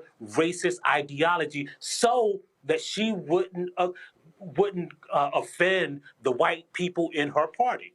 And I also want people to know that South Carolina deliberately, I need y'all to listen to what I'm saying, white racists in South Carolina deliberately maneuvered to keep South Carolina out of the Brown versus Board of Education ruling. What I mean by that is they did not want segregated education to end on the basis of a lawsuit in South Carolina. Okay, was one of the original states where Thurgood Marshall went. But they were so focused on that, Michael. They said, we need to maneuver this thing. And so when it was consolidated and Topeka became the lead, South Carolina was like, "Whoo, good. Our name is not going to be on that sucker for history." Roland, boy, you cooking right now, boy, because you know that's a beef with my family. We've had that family for years. Like literally right now, there's a petition that my family has going around to change the name for the 75th anniversary of Brown versus Board to Briggs versus Elliott. Briggs versus Elliott was alphabetically the first, so if you would have gone by the alphabet, it would have been named after a family, the Briggs family, a black family from South Carolina. If you would have gone chronologically, the South Carolina, that black family, filed the first of the lawsuits that became Brown versus Board of Education. But because they didn't want that decision to be anchored to a state from the South, they just arbitrarily used white supremacy to change the name of the lawsuit. It should really be named Briggs versus Elliott. So yeah, I mean, you bringing up old beefs right now with me, and it's the truth, right? Like, but because people like Nikki Haley want to erase and whitewash history, we never talk about these issues. And since Nikki, because remember, the initial question that Brian Kilmeade asked her was, is your party racist? Go to my iPad. This right here, y'all, is July 14, 2022. House Republicans all vote against neo-Nazi probe of military police. The same Republicans voted against the resolution from Jamal Bowman after 10 black people were gunned down in Buffalo, calling out white supremacy. This is the exact same Republican Party that, and Donald Trump leading the way, did not want all of those Confederate names taken off of military bases.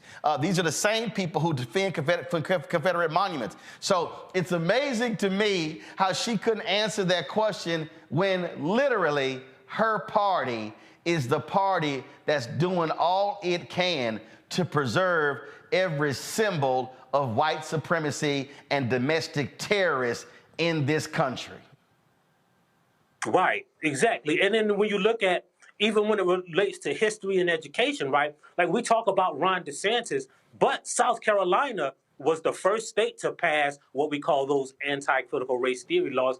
They passed the legislation that defined those 7 principles that we now call CRT, right? And that was Nikki Haley's home state. So they have always led the way, even under Nikki Haley, in America's fascination and cementing of white supremacy. And Nikki Haley is part of that legacy. Nikki Haley was part of the legacy before she was governor. She was as a state legislator. She was part of it as governor, even in the UN, right? And now she's fighting to become part of that legacy as a presidential candidate. But for some reason, right, we think she's a moderate when all of her actions have shown that she is more radical than Donald Trump, because Donald Trump is really about Donald Trump, right? He uses race as a dog whistle to gain power. Nikki Haley knows how to put those policies into actions and to cement white supremacy as a systemic force to suppress and oppress black people. So she's more skilled at that than Donald Trump or even Ron DeSantis. Absolutely. Folks, Michael Harrod, he is the author of the bestseller, Black AF History. Y'all know what that stands for. The Unwhitewashed Story of America. Michael, we appreciate it. Thanks a lot. Thanks a lot. Going to a break. We come back. I'll chat with my panel right here on Roland Martin Unfiltered on the Black Star Network. We know about the racist history of America. Back in a moment. Hatred on the streets, a horrific scene, a white nationalist rally that descended into deadly violence. White people are losing their damn minds. As an angry pro-Trump mob storms the U.S. Capitol, we've seen We're about to see the rise of what I call white minority resistance. We have seen white folks in this country who simply cannot tolerate black folks voting. I think what we're seeing is the inevitable result of violent denial. This is part of American history. Every time that people of color have made progress, whether real or symbolic, there has been what Carol Anderson at Emory University calls white rage as a backlash. This is the rise of the Proud Boys and the Boogaloo Boys. America, there's going to be more of this. Here's all the Proud Boys, Dave. This country is getting increasingly racist in its behaviors and its attitudes because of the fear of white people. The fear that they're taking our jobs, they're taking our resources, they're taking our women. This is white fear. I'm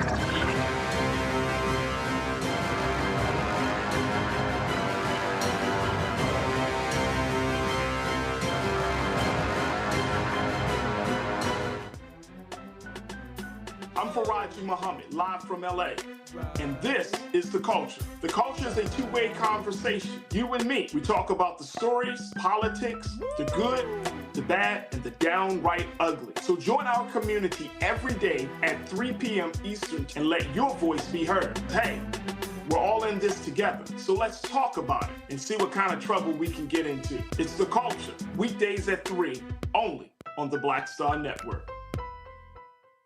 Hi, everybody. I'm Kim Coles. Hey, I'm Donnie Simpson. Yo, it's your man Deion Cole from Blackish, and you watch Roland Martin, Unfiltered.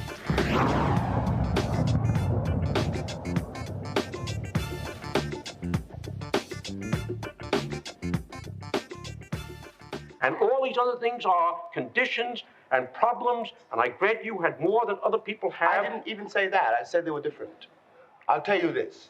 When I left this country in 1948, I left this country with one reason only, one reason. I didn't care where I went. I might have gone to Hong Kong, I might have gone to Timbuktu, I ended up in Paris, on the streets of Paris, with $40 in my pocket on the theory that nothing worse could happen to me there than it already happened to me here.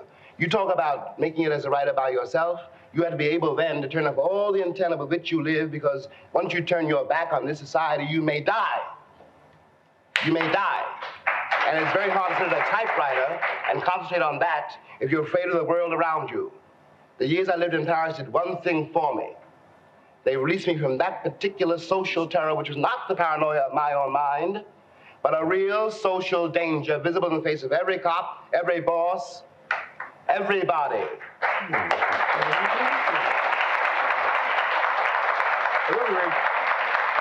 Everybody, no matter who, no matter what his attitude, is bigoted.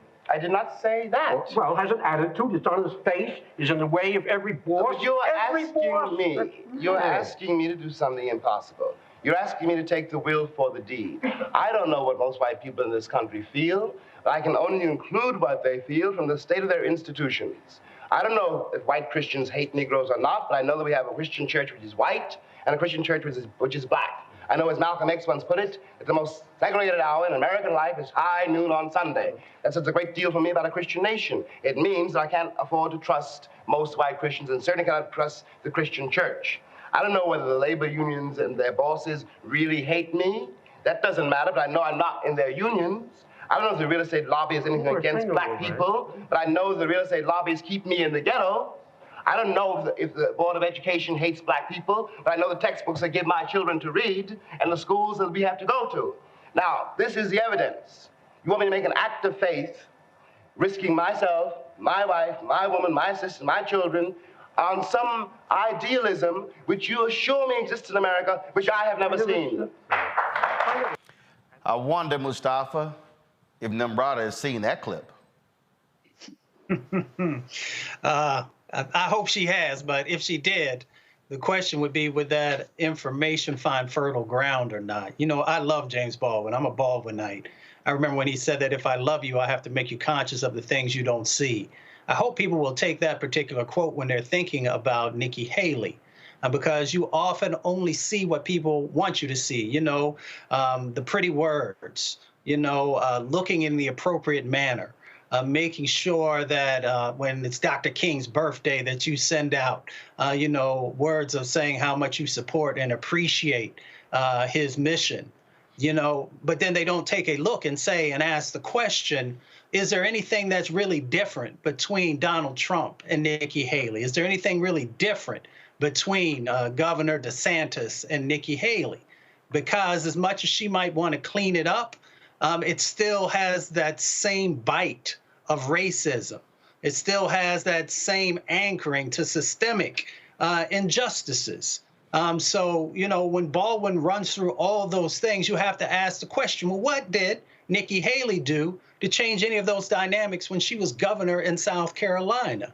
And if you actually take a look at that record, you will see a record that's not so different than DeSantis, that's not so different than Trump, and it's not so different than a number of folks who say that they want to lead this country. So then you have to ask yourself the question, why wouldn't I vote to make sure that someone who has shown a disregard for my community, why wouldn't I make sure that I vote to stop that from happening? Larry, I doubt Nimrata has actually watched this video clip of Dr. King or any of these Republicans who were putting up their little BS quotes on yesterday. Yeah. At the very same time that America refused to give the Negro any land, through an act of Congress, our government was giving away millions of acres of land in the West and the Midwest, which meant that it was willing to undergird its white peasants from Europe with an economic floor. But not only did they give the land, they built land-grant colleges with government money to teach them how to farm. Not only that, they provided county agents to further their expertise in farming. Not only that, they provided low interest rates in order that they could mechanize their farms. Not only that, today, many of these people are receiving millions of dollars in federal subsidies not to farm, and they are the very people telling the black man that he ought to lift himself by his own bootstraps. And this is what we are faced with, and this is the reality. Now, when we come to Washington in this campaign, we are coming to get our check. At the very same time that America... Larry? They don't want to talk about that, King. That's too radical. They want to keep it. They want to keep it. They want to keep it PR. Make sure they use the quotes that they like, and they keep repeating over and over again. And so King was unpacking a whole lot there, strictly about land and wealth, right? So a lot of times we don't talk about this in the United States. The largest landowners, and like Ted Turner and some of these other rich white men who own all this land. The other thing is, Roland, really quickly, talk about the land grant schools. We could talk about what happened after that, 1890 schools, HBCUs that were passed after that.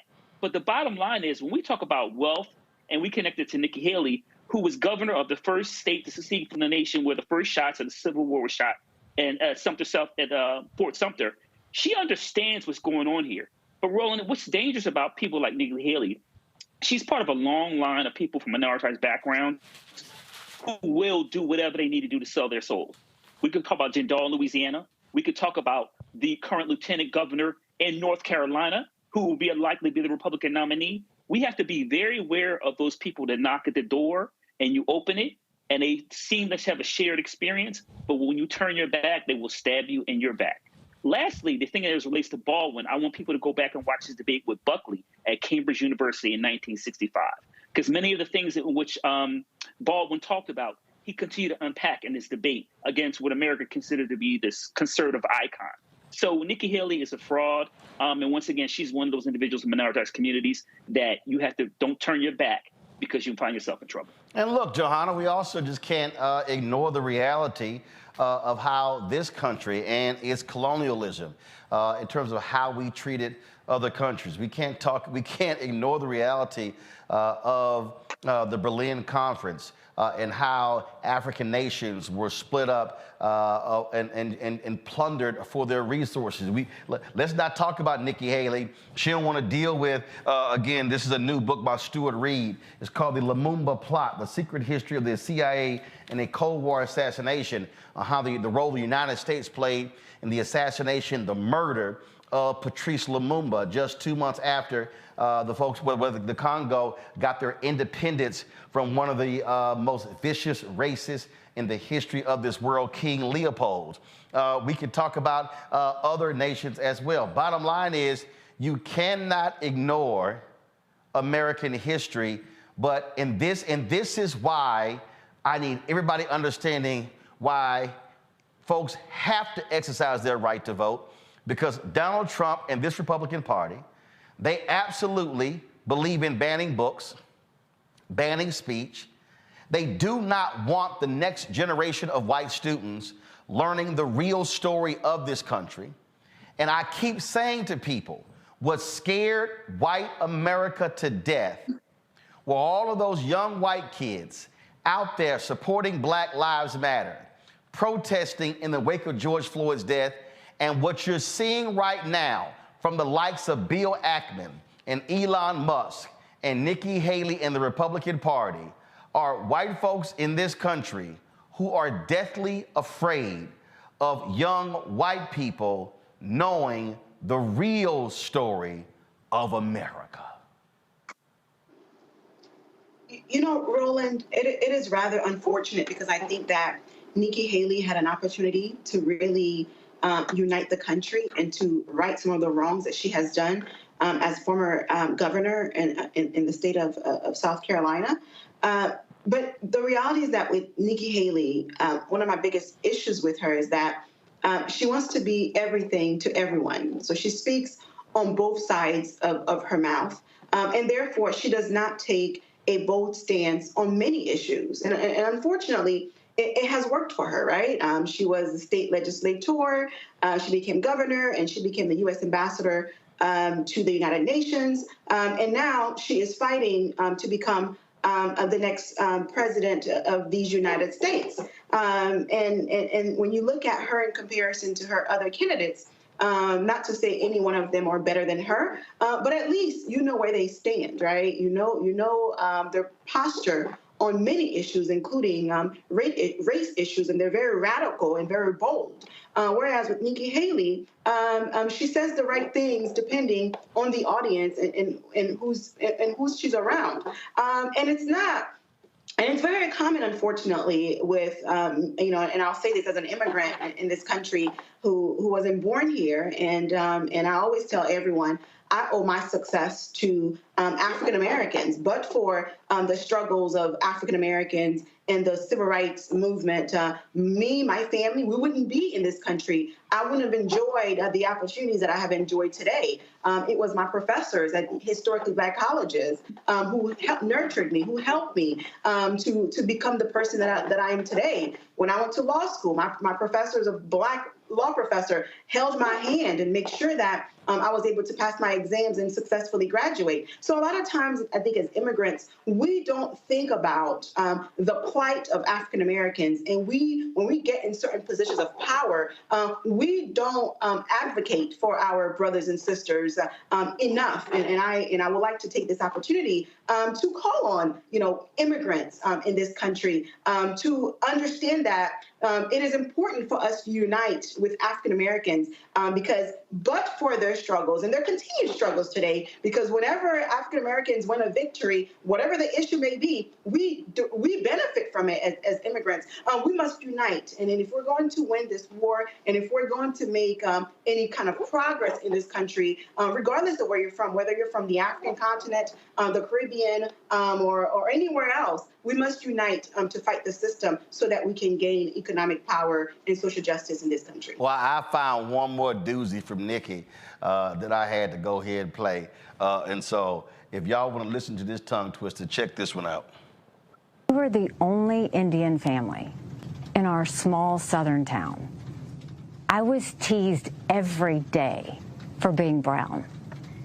So anyone that wants to question it can go back and look at what I've said on how hard it was to grow up in the Deep South as a brown girl.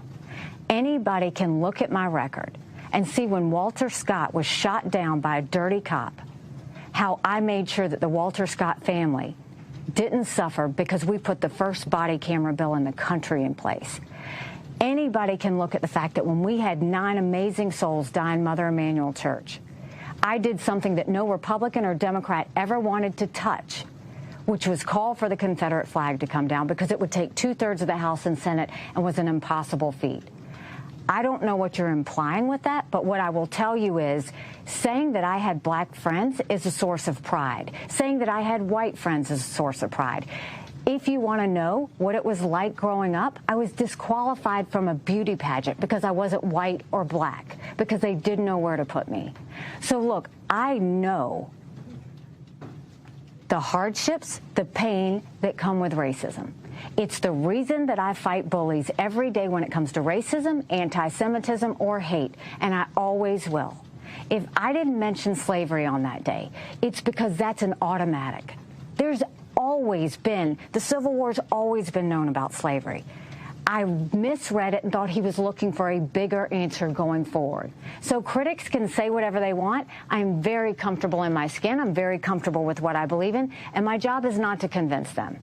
And that, Mustafa, was a answer that she gave before that interview on Fox News. There you go. Yeah, that right there shows why you cannot listen and support Nikki Haley, because she will flip-flop as fast as you can flip a pancake. Very disingenuous, and you know, she's got a problem moving forward, because people are going to continue to bring forward the clips that show who she truly is, and you know, and these different types of dynamics that she gets herself into, where she says one thing in one setting and in another setting she wants to say something different and play to all audiences. And, you know, you can't do that. People really need to know who you are and how, you know, what you stand on. And she has a very difficult time in doing that.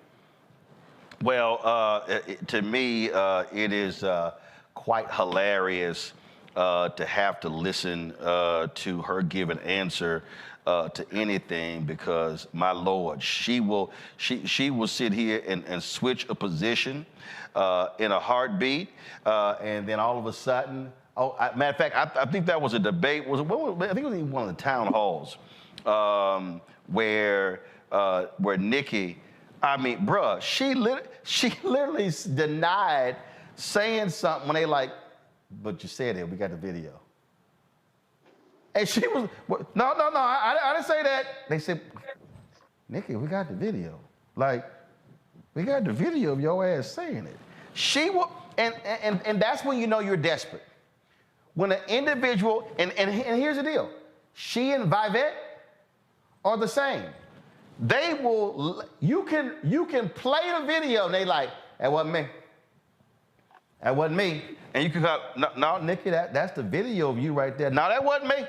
Y'all can't say, I ain't say that. And it's sitting right there. But you know, this shouldn't be a surprise, you know, because frankly, Nikki, she worked for Trump. And she lied as much as Donald Trump did. But Nikki, I'm gonna go ahead and end this ethering of you on this one here, Nikki. So, Nikki, when you say it was no racism in America, this is in Montgomery. This is the memorial to the thousands of people who were lynched in this country. So, Nikki, if you don't think there was racism in America, you really have no business even running for president, because if you can't even understand that basic fact, I don't want your ass anywhere near the Oval Office. Johanna, Larry, Mustafa, I appreciate y'all being on today's show. Thank you so very much. Appreciate it. Thanks a bunch. Folks, that's it for us. I will see y'all tomorrow. Please support us in what we do. Our goal every day is to speak truth and power and be honest about what's going on in this country. We don't sit here and shy from it.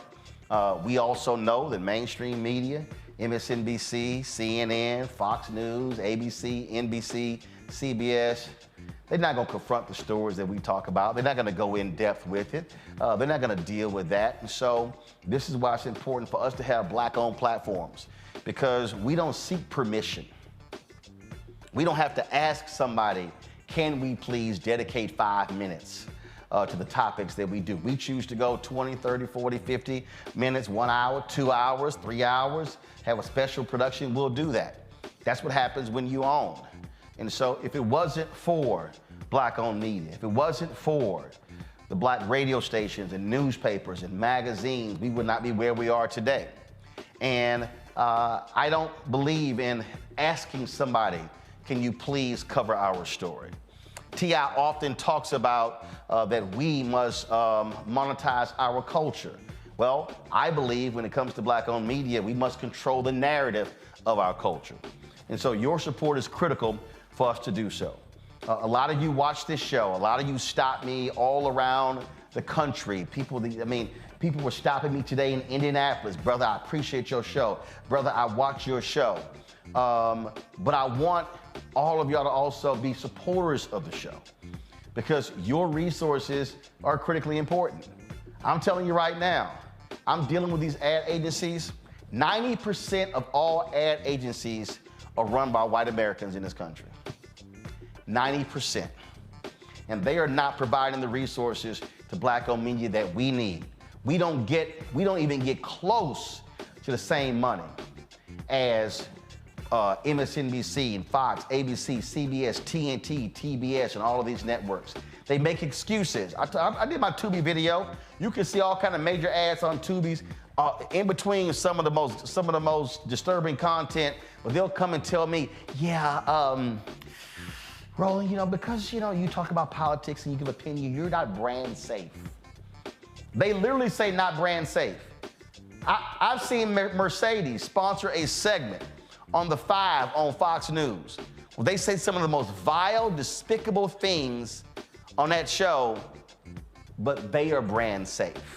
So that's why it's critically important for you to support us. You can send your check and money order to P.O. Box 57196, Washington, D.C. 20037-0196. Cash App, $RM Unfiltered. PayPal, R Martin Unfiltered.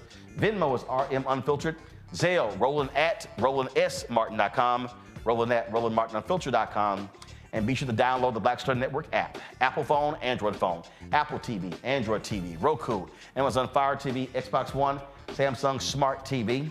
And be sure to watch our 24-hour streaming channel. We're available on Amazon News. Go to Amazon Fire, check us out. Tell Alexa to play news from the Black Star Network. Watch us on Plex TV. Check us out with Amazon Freevee, as well as Amazon Prime Video. And be sure to get a copy of my book, White Fear, How the Browning of America is Making White Folks Lose Their Minds. Proceeds from this book go right back into the show. So we appreciate your support. Folks, I will see you tomorrow, right here on Roland Martin Unfiltered on the Black Star Network. Holla! Black Star Network is here. Oh, no punch! I'm real revolutionary right now. Thank you for being the voice of Black America. All momentum we have now, we have to keep this going. The video looks phenomenal. See, there's a difference between Black Star Network and black-owned media and something like CNN. You can't be black-owned media and be scared. It's time to be smart. Bring your eyeballs home. You dig?